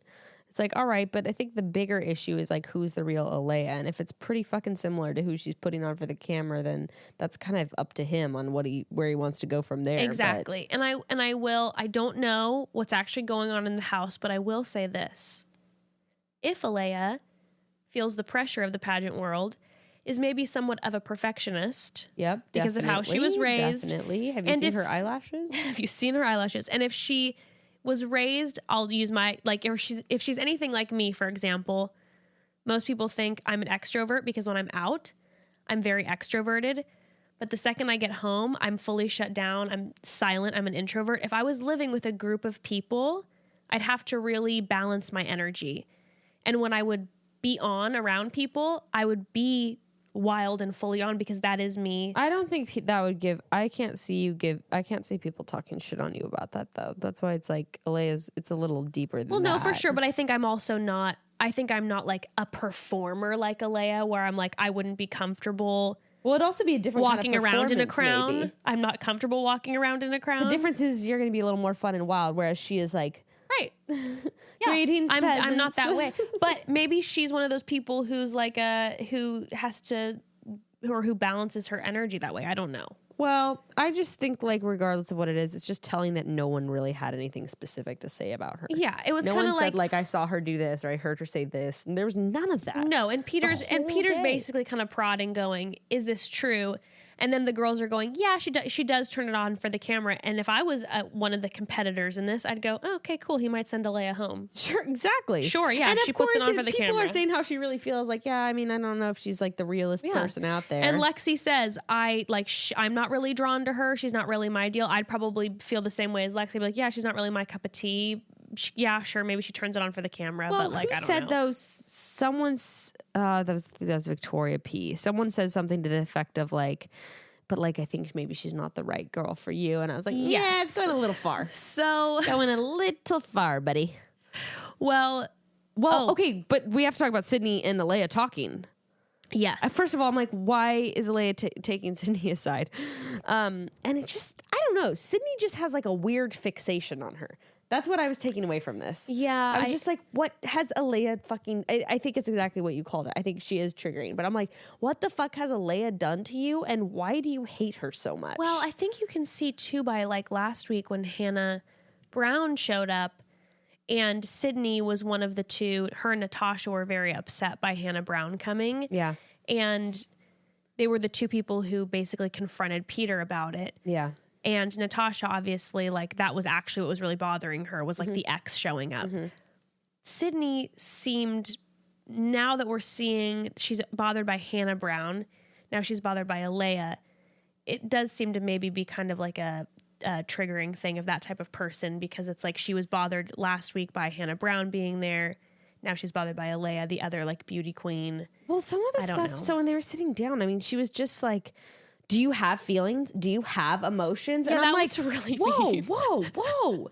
Like, girl, that's where I'm saying, like, what the, you don't know this girl. Like, I know that she's annoying you, but like, she hasn't done shit. Why are you saying this to her? And Alayah did, and again, credit, it's the same way I felt about Kelsey pulling Hannah Ann aside. I appreciated the fact that even though I was kind of like, Alayah, what are you doing? The fact that she pulled her aside to kind of squash beef, I did think was a impressive move. Because she hasn't done anything to Sydney. Sydney came at her. Yeah. Then Sydney makes that comment about emotions. And then Alea was like, well, you have like hurt me. And Sydney saying, how did I hurt you? Dude, that made me frustrating. I felt like she was gaslighting her, like, to and the I was max. like, how did you not hurt her? How did you hurt you? The first thing you said to her that you've ever said to her practically is like, do you have a job? Well, and even if you take all of that out, right? She went and talked shit to Peter. And then in front of the group said that you're fake and now is saying like, maybe you should figure this out, Peter, like from the other women. I mean, what? That was wild and to then me. accusing her of not having like feelings or emotions. It's like, that was mean. That was, I was like, I was just like, why smokes. are you saying that? Like, it didn't make any sense. Super unwarranted. Yeah. And then I could see Alayah just being like, that's where she was just like, what is happening? Well, like, and Alayah made a comment. And I felt she felt pretty confident in this. And I feel like it is a very valid statement. Alayah said, Sydney's story is not, Sydney's story is not flawless because it is an opinion. Yeah. Yeah. And I feel like that's just the fact of the matter. That's what all of this is based around, which is why I have such an issue with it, is no one has any actual fact about anything Alayah has said or done. It's just that they just don't like her. Right. And it was kind of like, okay, if we'd have let's just say a Luke P situation, right? Nobody really liked Luke P.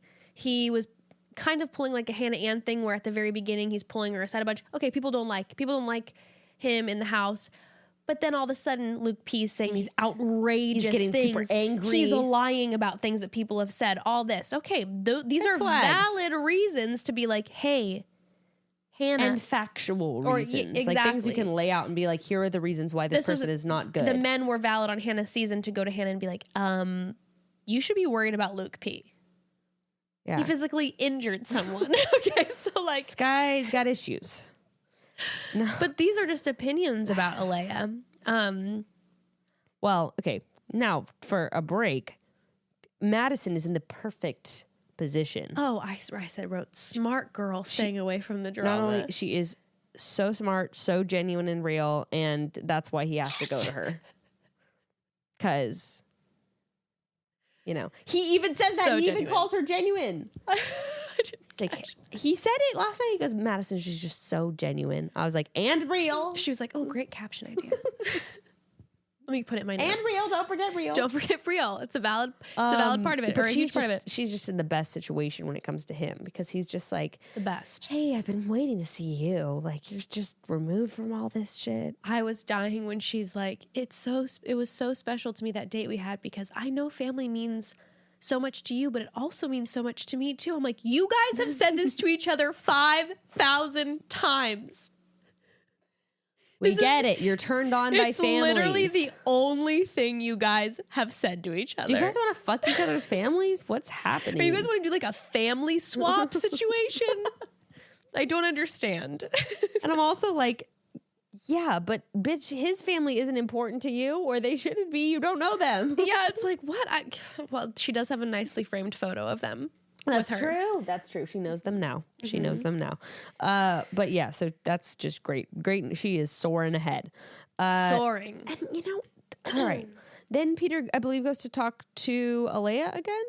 Yes. And this is where the vibe of this conversation, I was like, Peter is not into her. And the first thing she says is, I'm like, Alayah, bad move. She goes, I feel like you didn't trust me last night. And I'm like, Alayah, why are you doing this? Like, you're not in a great position. Now you're grilling. Now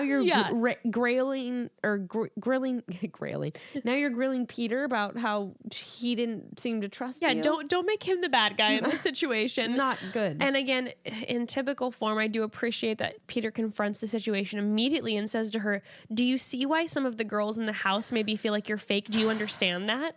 Yeah. Immediately asks her the direct question. Doesn't even say a lot of the girls think you're fake in the house. He literally therapists her. Do you understand why people say this about you? Do you understand why you might come off as fake to people? I'd be like, do you think I'm fake? I'll leave right now. Yeah, I'm gonna throw another question back to you. Pull a Victoria F. Oh. I'm leaving. Seriously, that would have been the move. I love it. And then Alea is like, no, I just choose to be happy. And then all of a sudden, she literally goes from saying, I choose to be happy, I'm so drawn to you. And I feel like all these butterflies when I'm looking at you. And she goes from having this confrontation moment to literally like leaning in and being like, I'm so into this you. is where I'm like, you're not very smart. You're just not playing this game. And then she's saying that she can't fake feelings. I can't fake emotions, which was making me laugh because I was just picturing her conversation the night before with Sydney where she's like, yeah, you learn how to turn it on, put on a smile when you don't believe it, fake it all. That's what you do. Yeah, it's like you literally just said that last night. But I do believe she likes Peter. I just feel bad for her too because now at this point her name is so soiled. Like in Peter's mind, Peter can never have another conversation with her again without being like. Well, I guess I feel bad for her too because I feel like her name isn't just soiled in Peter's mind. I'm sure that a lot of America, her name is soiled because I'm sure I don't know what it's going to be like. Maybe it's going to be 50-50. Maybe everybody will be Hannah. That's true. Hannah was the underdog, came back. The brunt of this similar scenario. That's true. Which I want to bring up when he ends up talking to Victoria P, which is, I think, what happens next, correct? Yes. She's got a cute little high cut pink bikini. She looks great. Always does. And he tells her, I trust your word above everyone's. I was like, high praise. Damn. High praise. She just had that lock feeling.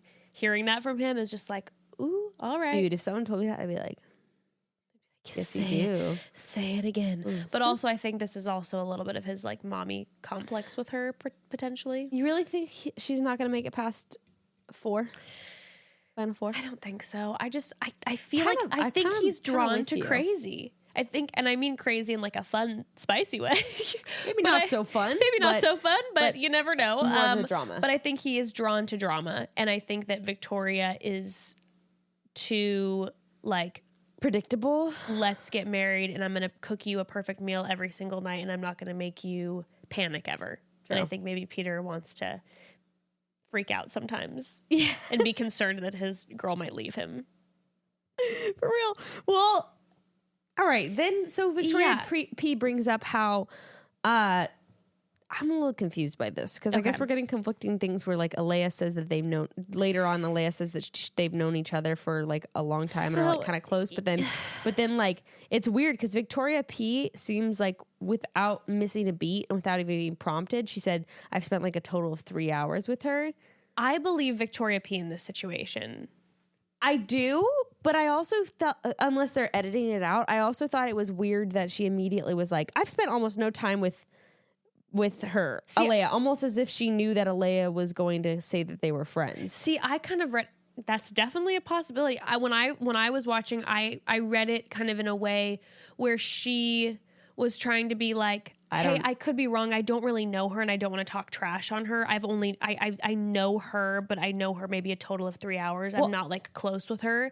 So I thought she was kind of like blanketing it like, hey, I don't want you to think poorly of her when I say this because I don't really know her. I thought that too until Alayah said that they like knew each other pretty well. And so then I was like, why without prompting then did like Alayah say something that was completely, I mean, did Victoria P say something that was complete opposite? Alayah just hits me as one of those types of people that thinks you're close, that like asks you to be in her wedding when you've known her for a week. Yeah, 100%. I think she could totally be that person. Maybe they're doing all this like Miss USA stuff together, and Alayah's like, oh my God, we're all bonded in a sisterhood, and Victoria P is 100% kind of like, you're nice, but I don't really know you.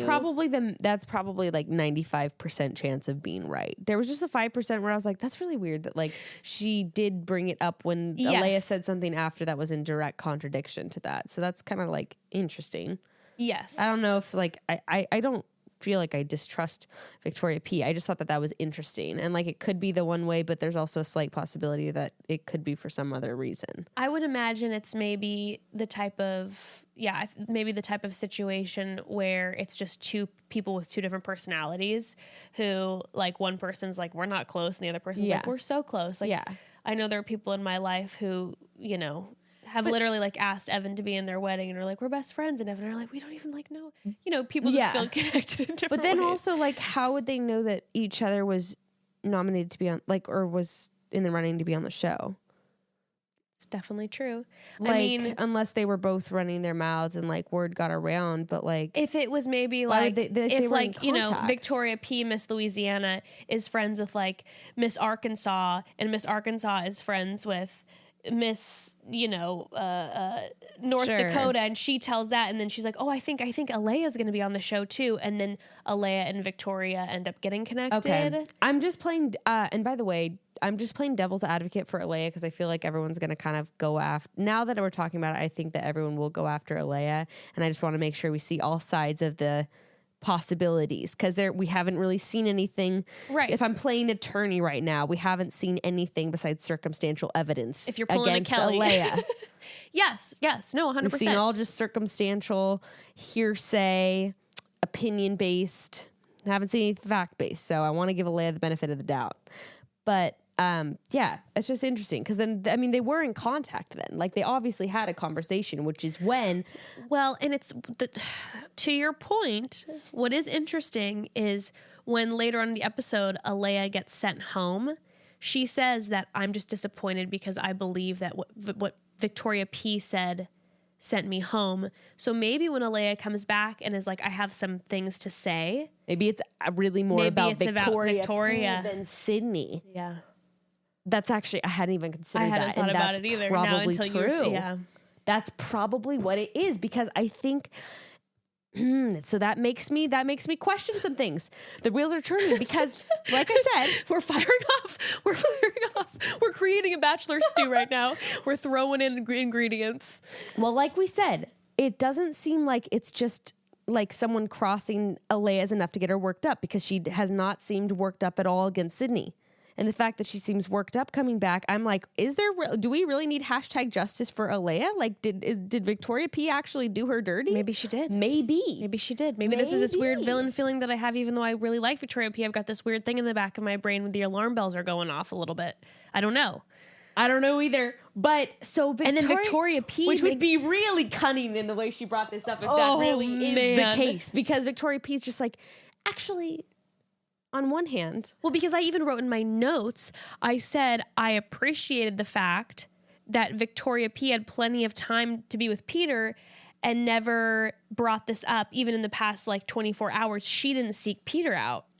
So I was thinking, Victoria is actually being like a good friend or just like a low key person and being like, I'm not going to get involved. But then when he's asking, it's like, well, actually, Alayah did ask me not to tell producers that we knew each other. And I didn't understand why, but I didn't want to lie. So I have to be honest with you. Maybe she's not the one for you, blah, blah, blah. Which is very cunning because it's either cunning or Victoria P's low key and is like, well, I'm not going to lie to you. Well, the only thing though, that was like, when she said that kind of just made me tilt my head a little bit is when she said, so maybe she's not the one for you. And I was like, wait. You went from saying that she told producers not like. But that's because remember she said, and you're right, but she said, coming into this, she was open to all the opportunities potentially, even if that means that you weren't going to be her husband. I don't even remember her saying that. So she threw in that comment like, Alea isn't just necessarily here to be with you. She's open to all the opportunities. She threw that in there, which maybe is true. And maybe Victoria's being like, well, now that you mention it, I could, she did. I heard these things, even if she didn't say them directly to Victoria P. I heard them through the grapevine, through all other misses of the Miss USA realm. But we have to realize. Or she's being cunning. Well, Victoria P does have the most damning evidence against her. She's the only one that has anything to actually say. So this, and like Peter said, he trusts her more than anyone. So that just to me, just because it's a TV show, I'm like, this is something's a brewing. Something's a brewing. Yeah, it is interesting. And just with the conclusion of like, so maybe she's not the one for you. That's got to send Peter's brain a whirling. And then how when it ended, it's kind of like they had Alea say that comment, and then before the rose ceremony started, if you'll remember, Victoria P was like, so I feel bad because I know last night Alea was very hurt by what I said, but I had to say it. And they never showed the conversation between them or any sort of confrontation. So maybe Alea's coming back for justice. Because then Peter must have brought it up to Alea. That's the only way that Alea would know. Well, he does. Oh, why am I not? Okay, wait, before we talk about that, let's talk about why Alea might have asked Victoria P not to tell let's say what the let's break this let's down. say the worst case scenario of why Alea would have asked Victoria P not to tell the producers that they knew each other. What's like the sinister reason why she would have done that? Worst case scenario, I would think, is maybe Victoria P has some dirt on her being in the pageant world, some opinions from friends. Maybe one of those opinions is that potentially Alayah has been like, I would love to be the next Bachelorette, blah, blah, blah.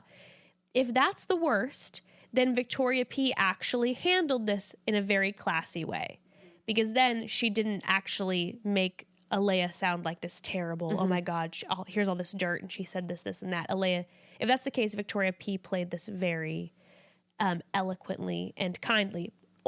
But in devil's advocate fashion, why would but like if that was Alayah's intention, like it wouldn't make a difference whether or not she told producers they didn't know each other. Like she'd still, if she had tea to tell on Alayah, like wouldn't Alayah just kind of be screwed whether or not producers knew they knew each other? Like that, if she had something also bad to say about Alayah, it would come out. I would think so, but I also think if you are feeling guilty in any way, like, let's just not tell them that we know each other. Yeah, we know each other. Like maybe we can go far with each other, blah, blah, blah.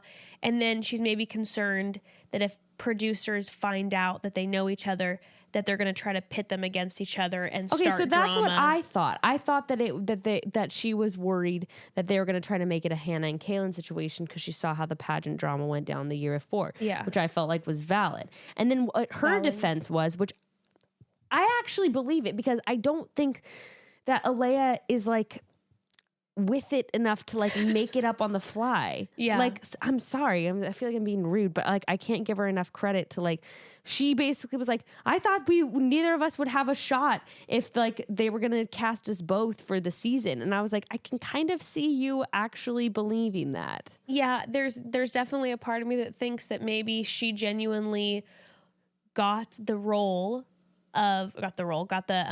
call that she was going to be on The Bachelor, got super excited, maybe spilled it to a friend, and then ended up finding out that Victoria P was. What if they were friends and she spilled it to Victoria P? Or she spilled it to Victoria P, but being concerned, like, oh my God, the rules and regulations told me that I can't tell anyone I'm going on the show, so maybe if they find out that we shared it with each other, they're going to disqualify us. Can't you kind of see her being that person? Yeah, being like a rule follower in that way, and being paranoid. And where you're like, bitch, that's never gonna actually. Yeah, they're happen. Not gonna do it. In fact, they'll probably like that we know each other because there'll be drama.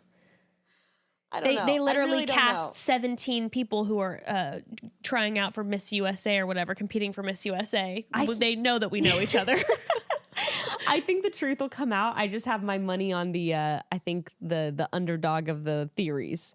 I have my money on it. I really do. You think Alea is going to come out on top of this one? I don't know if she's going to like actually come on top or like there'll be justice, but I think that like there will be some more truth dropped on this that I think Alea's going to start getting frantic. She'd be like, well, blah, blah, blah. And she's going to say something and you're going to be like, wait, what? Did that happen? You know what I mean? Where it's like, Alea, why didn't you say that sooner? Yeah. I feel like something like that is going to happen. She's one of the ones who gets sent home and then all of a sudden she's like, why didn't I say this? Like, yeah, that would have been important to say. She's like, well, what about Victoria P's boyfriend? What about her husband? My God, I thought they had 3 children together. Wow. I babysat for them. Like, I can see it be something like that. Was her doula. This is crazy. I thought Peter knew. Like, I can see it being something where you're like, wait, whoa, where'd that come from? Totally. Well, Peter hears this and he pulls Alayah aside again. And that's when then Peter says, hey, which I actually thought was kind of Peter. Peter talked to Alayah first. He had heard all the tea from the girls. Talked to Alayah and was kind of like, hey, how do you feel about the girls saying this to you, blah, or feeling this about you, blah, blah, blah, blah, blah. And then, but he didn't say like the girls don't like you, all of them think you're fake. And he didn't say that right away. But then he comes back this second time and he's like, hey, multiple girls have brought this up to me and I can't shake it. And he's like, I think maybe you've been a little manipulative towards the other women. And she's just like, what? And then he says, did you tell Victoria not to tell producers? Now here is a moment where I follow your theory.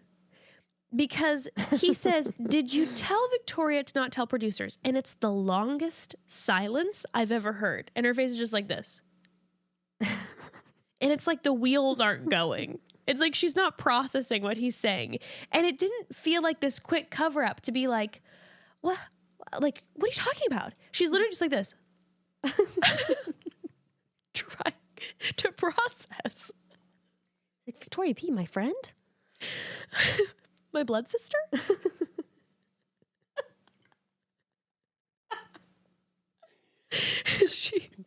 And then she comes back up for air, you know, and that's when she's like, but I don't. It was literally literally gasping. But Victoria and I are friends on the outside. On the outside. We know each other very well. Yeah, it was very that. Yeah, it's a very different thing now when I'm processing this. That's what she's saying, that she's scared that they both would get disqualified because they knew the other person was coming. It's so absurd, but I could see her actually believing it. And I don't know why. It's just so funny to me because this girl is just like, this is not how I pictured any of this going. I'm not going to lie to you guys. I really could not foresee any of this. I was 100% sure that I was going to be best friends with every single one of the girls in this house. So what's happening? And Victoria P? I feel like I'm losing a slip on my Bachelorette possibility. Why am I sensing that right now? I don't like this at all. Well, by the way, we had that moment when after her first conversation with Peter, she basically comes frolicking back and is like, hey girls, let's get a drink. And they all do shots and she's like, cheers to being fucking real. And she's like, woo, back in the Reddit. And McKenna's just like this. Am I not gonna be able to talk to Peter? She's like panicking the entire time that Alea is talking to her. Well, and actually, Peter sort of not frustrating me, but he kept saying can you see it from my perspective? And I just felt like he was projecting a lot about the Luke P and Jed situation, and so I sort of felt a little bad. I don't think he can be blamed for it. I'm just saying I sort of just felt bad where I'm like. Yeah, and then he made some comment about everything I've seen from Victoria, she'd have no reason to lie. Yeah. And I don't know.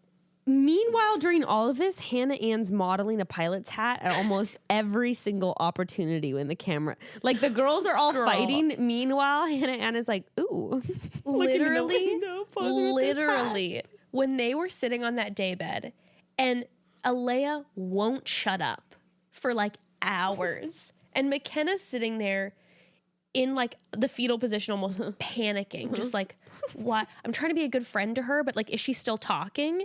And Hannah Ann is practically taking selfies, literally dead in the eyes, taking selfies. But then with no phone, by the way, this is in her mind's eye of what she would post. She's like, well, this is gonna be this. This is gonna end up everywhere. But she literally her eyes went from being hearing Alea and being like, girl, I get you. I was in this, it was almost like she realized that oh, her kind of smirk went to a flat line when she realized that oh, I don't want to be associated with her because this isn't going to go well. And she just disassociated from Alea in her spirit. I felt like I watched it in her eyes. It was just her soul left. Her soul left her body. Hannah Ann out. She's like, and I'm going to go try on this pilot's hat. Full AI moment. Just shut down. Just and poor McKenna is not AI and cannot disassociate and is fully just no, she's an AI that's malfunctioning. Oh, she was tripping. What are with some out. of her, this is her annoyance to me aside. What are with the facial expressions that are happening with this girl at every shot? I'm like, what are these facial expressions? What is going on? They don't make sense with what's happening. They're so I don't even dramatic. know how to copy them. They're I'm not gonna lie to you. I know that we talked a lot of smack about McKenna, and like last episode I was kind of like, you know what, I kind of feel for her in these. I kind of became a little obsessed with her towards the end of this episode because I'm just like, this girl wants this so bad and I gotta support it. And she's not doing a great job of it, I'm not gonna lie. No, she's panicking. She's like, every time Peter sits and talks, she's on the edge of her seat. She is so invested, and I gotta give it to her. On the ground. I gotta give it to her. Oh man. Yeah, so after Chris comes in and says there's no cocktail party, I mean, McKenna's crying. Hannah Ann's still wearing the hat. She's like, okay. She's like, Chris, do you like this? Do you have your phone on you? Can you get it? Okay. Send it to text it to me once I get home. Thank you. So then when we see the beginning of the rose ceremony, Alayah says that she feels betrayed that her like dear friend would do this to her, Vicky P. And Vicky is like, I told the truth. I'm just sorry that it hurt her feelings. And so, and like at this point, some sort of... I don't know what's going on. Nope. I don't know. Neither does Peter. Peter has no idea. Well, okay, wait. When we get to the rose ceremony, Kelsey gets the first rose. Hey guy. Do you remember what happened 48 What's happening? hours ago? What's happening? I am so confused. We don't see any disgruntled faces when Kelsey gets the first rose. Does he have amnesia? I'm not sure. Anne doesn't seem to even be bothered either. She's just like, thanks okay. for the second one. Where's that hat? Anybody? McKenna, that was just so bizarre to me. And this is when McKenna is literally, they're just going back to her and she is losing her mind straight up. Also Victoria F, P, and Sydney all have roses at this point. And then they keep flashing to Alea, and I don't know if it was just me, but girl looks drunk AF. She keeps like doing this like... She's like on the top row and she keeps doing this thing where she's like looking down and kind of is doing this look where she's like, that's how it goes. Every time someone else is getting a rose, there's only so much you can do. That's how it goes. At this point, her plan of being on the show has just gone to shit. She's like, well, she's like, so long as I can get out of here before I'm too much of a villain, maybe. I don't know. But then at this point, I'll be fine with 75K followers, a glass of rosé on my way out. What the fuck up? Deuces, Peter. Alea out. But Peter then walks away with 2 roses left, and he's talking to Chris Harrison behind the scenes. Chris starts instigating shit immediately. Of course. It's all about Alea. It's classic Chris Harrison. You know, it's all about Alea. Here, let me pluck one of those roses that's supposed to go to one of the other women that's completely all uninvolved. Here, I was also like, why are they taking a rose?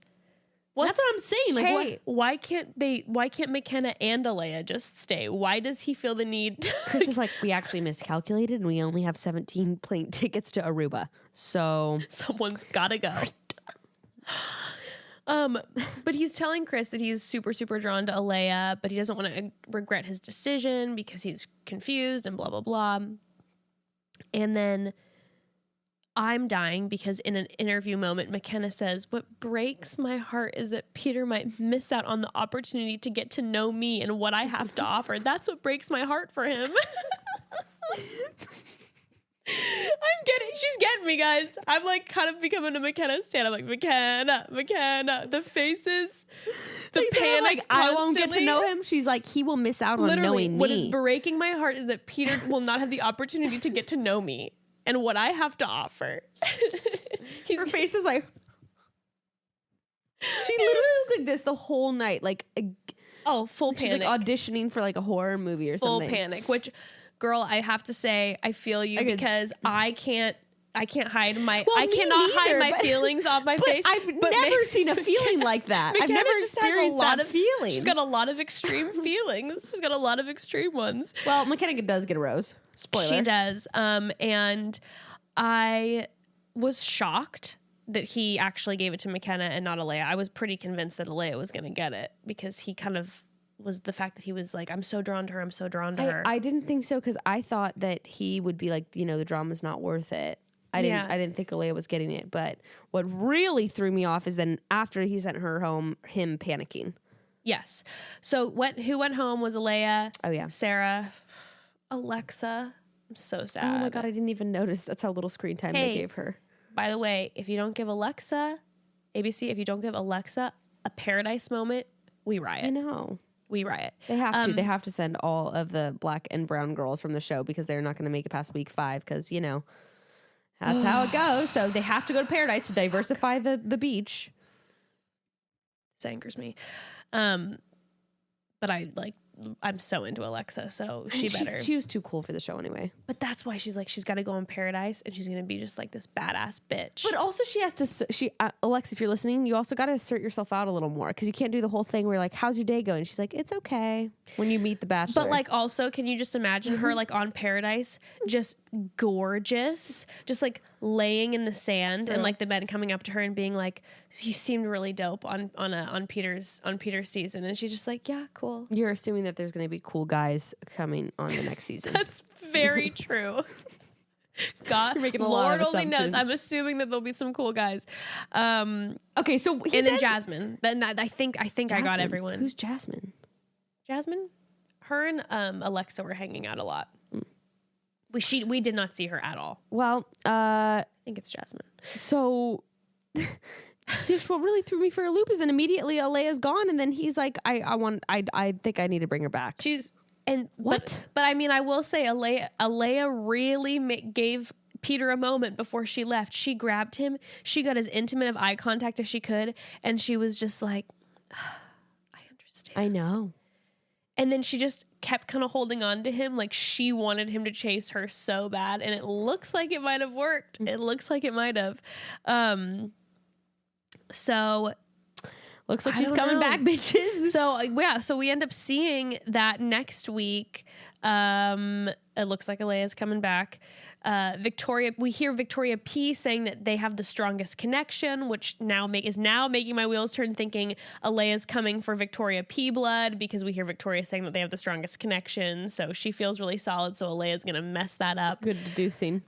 We also have a moment of seeing that Peter is taking Victoria F yes. on a date to a private Chase Rice concert. And then we hear that Victoria says that Chase Rice and her dated.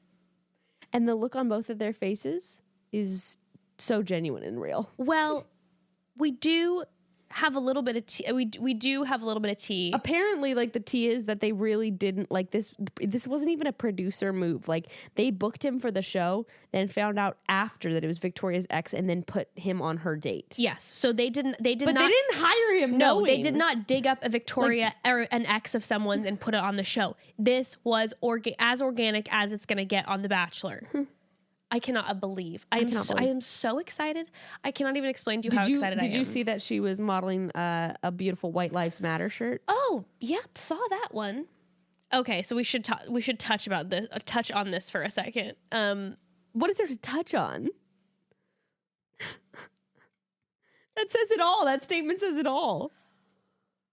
Well, but the whole tea of it, or the whole drama surrounding it, is that people were sending this photo of Victoria F modeling a White Lives Matter hat. And the drama or the tea was that it wasn't actually this quote unquote, it wasn't actually White Lives Matter. It was a white marlin that is, like, I guess, endangered. No. So this company says that we are trying to help the marlins and there's fish, but hey, guess what? Your merch is Confederate flags. Yes, there's Confederate flags on the back of some of these shirts. Also, I don't care whether you're talking about the white marlins or the fucking white kittens.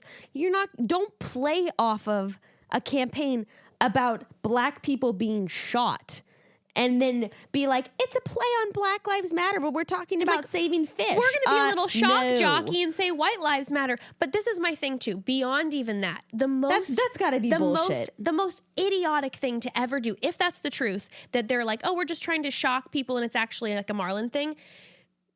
The most idiotic thing. Yeah. But where I go, is that they used Confederate flags? Yeah, no. Also, this is hidden. This is not. It's not hidden. Who the fuck's gonna buy a White Lives Matter shirt? Someone that cares about fish? With a Confederate flag on it. No, someone that wants to say, like, White Lives Matter and, like, shit on the Black Lives Matter movement. So there's that. And that's what Victoria F is modeling for. And her ex-boyfriend's now playing on the show. Anyway, next week's going to be great. I am on the edge of my seat every week with this season. I love it. I literally cannot even believe I'm so excited and can't wait for Alea to come in. And the girls are upset. The girls are upset. Oh, also, I forgot that too quick, is that we see Victoria P talking to Peter, saying she's manipulating you. So it has to be about Victoria P. I didn't even think about it. Me neither. Yeah, I still didn't connect the dots until you brought it up. I wasn't connecting them until you were like, oh, maybe she didn't actually, Victoria P didn't. Yeah. This is going to be wild. But that's crazy. Like, if Victoria's P says she's manipulating you, that means Alea laid down some tea that Peter's actually, like, believing. Oh, my God. I can't even believe right? This. I would imagine. I mean, I don't think Victoria P's that upset. Unless Alea's just like trying to get back. Yeah, but still, like Alea must have said something, she must have whether said it's something. real or not, that has gotten Peter believing her, which is a lot. Yeah, considering what he said about Victoria P before. So like Alea must have really said some shit if he's doubting Victoria P now. Alea, bring us the scalding tea. I'm so excited. Oh my God. All of that just made me so stoked. I can't wait to see what unfolds. I just feel like we like unhatched something that I hadn't processed. Maybe wasn't even on my radar. By the way, maybe everyone else has processed this, maybe. and everyone's just like, yeah, for sure. And we're like, we're figuring it out. Crazy though. Oh Lord. Okay, broads. I am so excited. Can't wait to chat next week about this. But in the meantime, we do have an episode coming out Thursday where we are talking all about the fertility awareness method. Yes. And it's actually even goes beyond that. We get into some fun discussion of talking about the importance of your cycle and all that fun talk. So I think you guys will really enjoy it. Mm-hmm. And can't wait for next Monday. Mm-hmm. Mm-hmm. Chat soon, broads. Chat soon. Bye.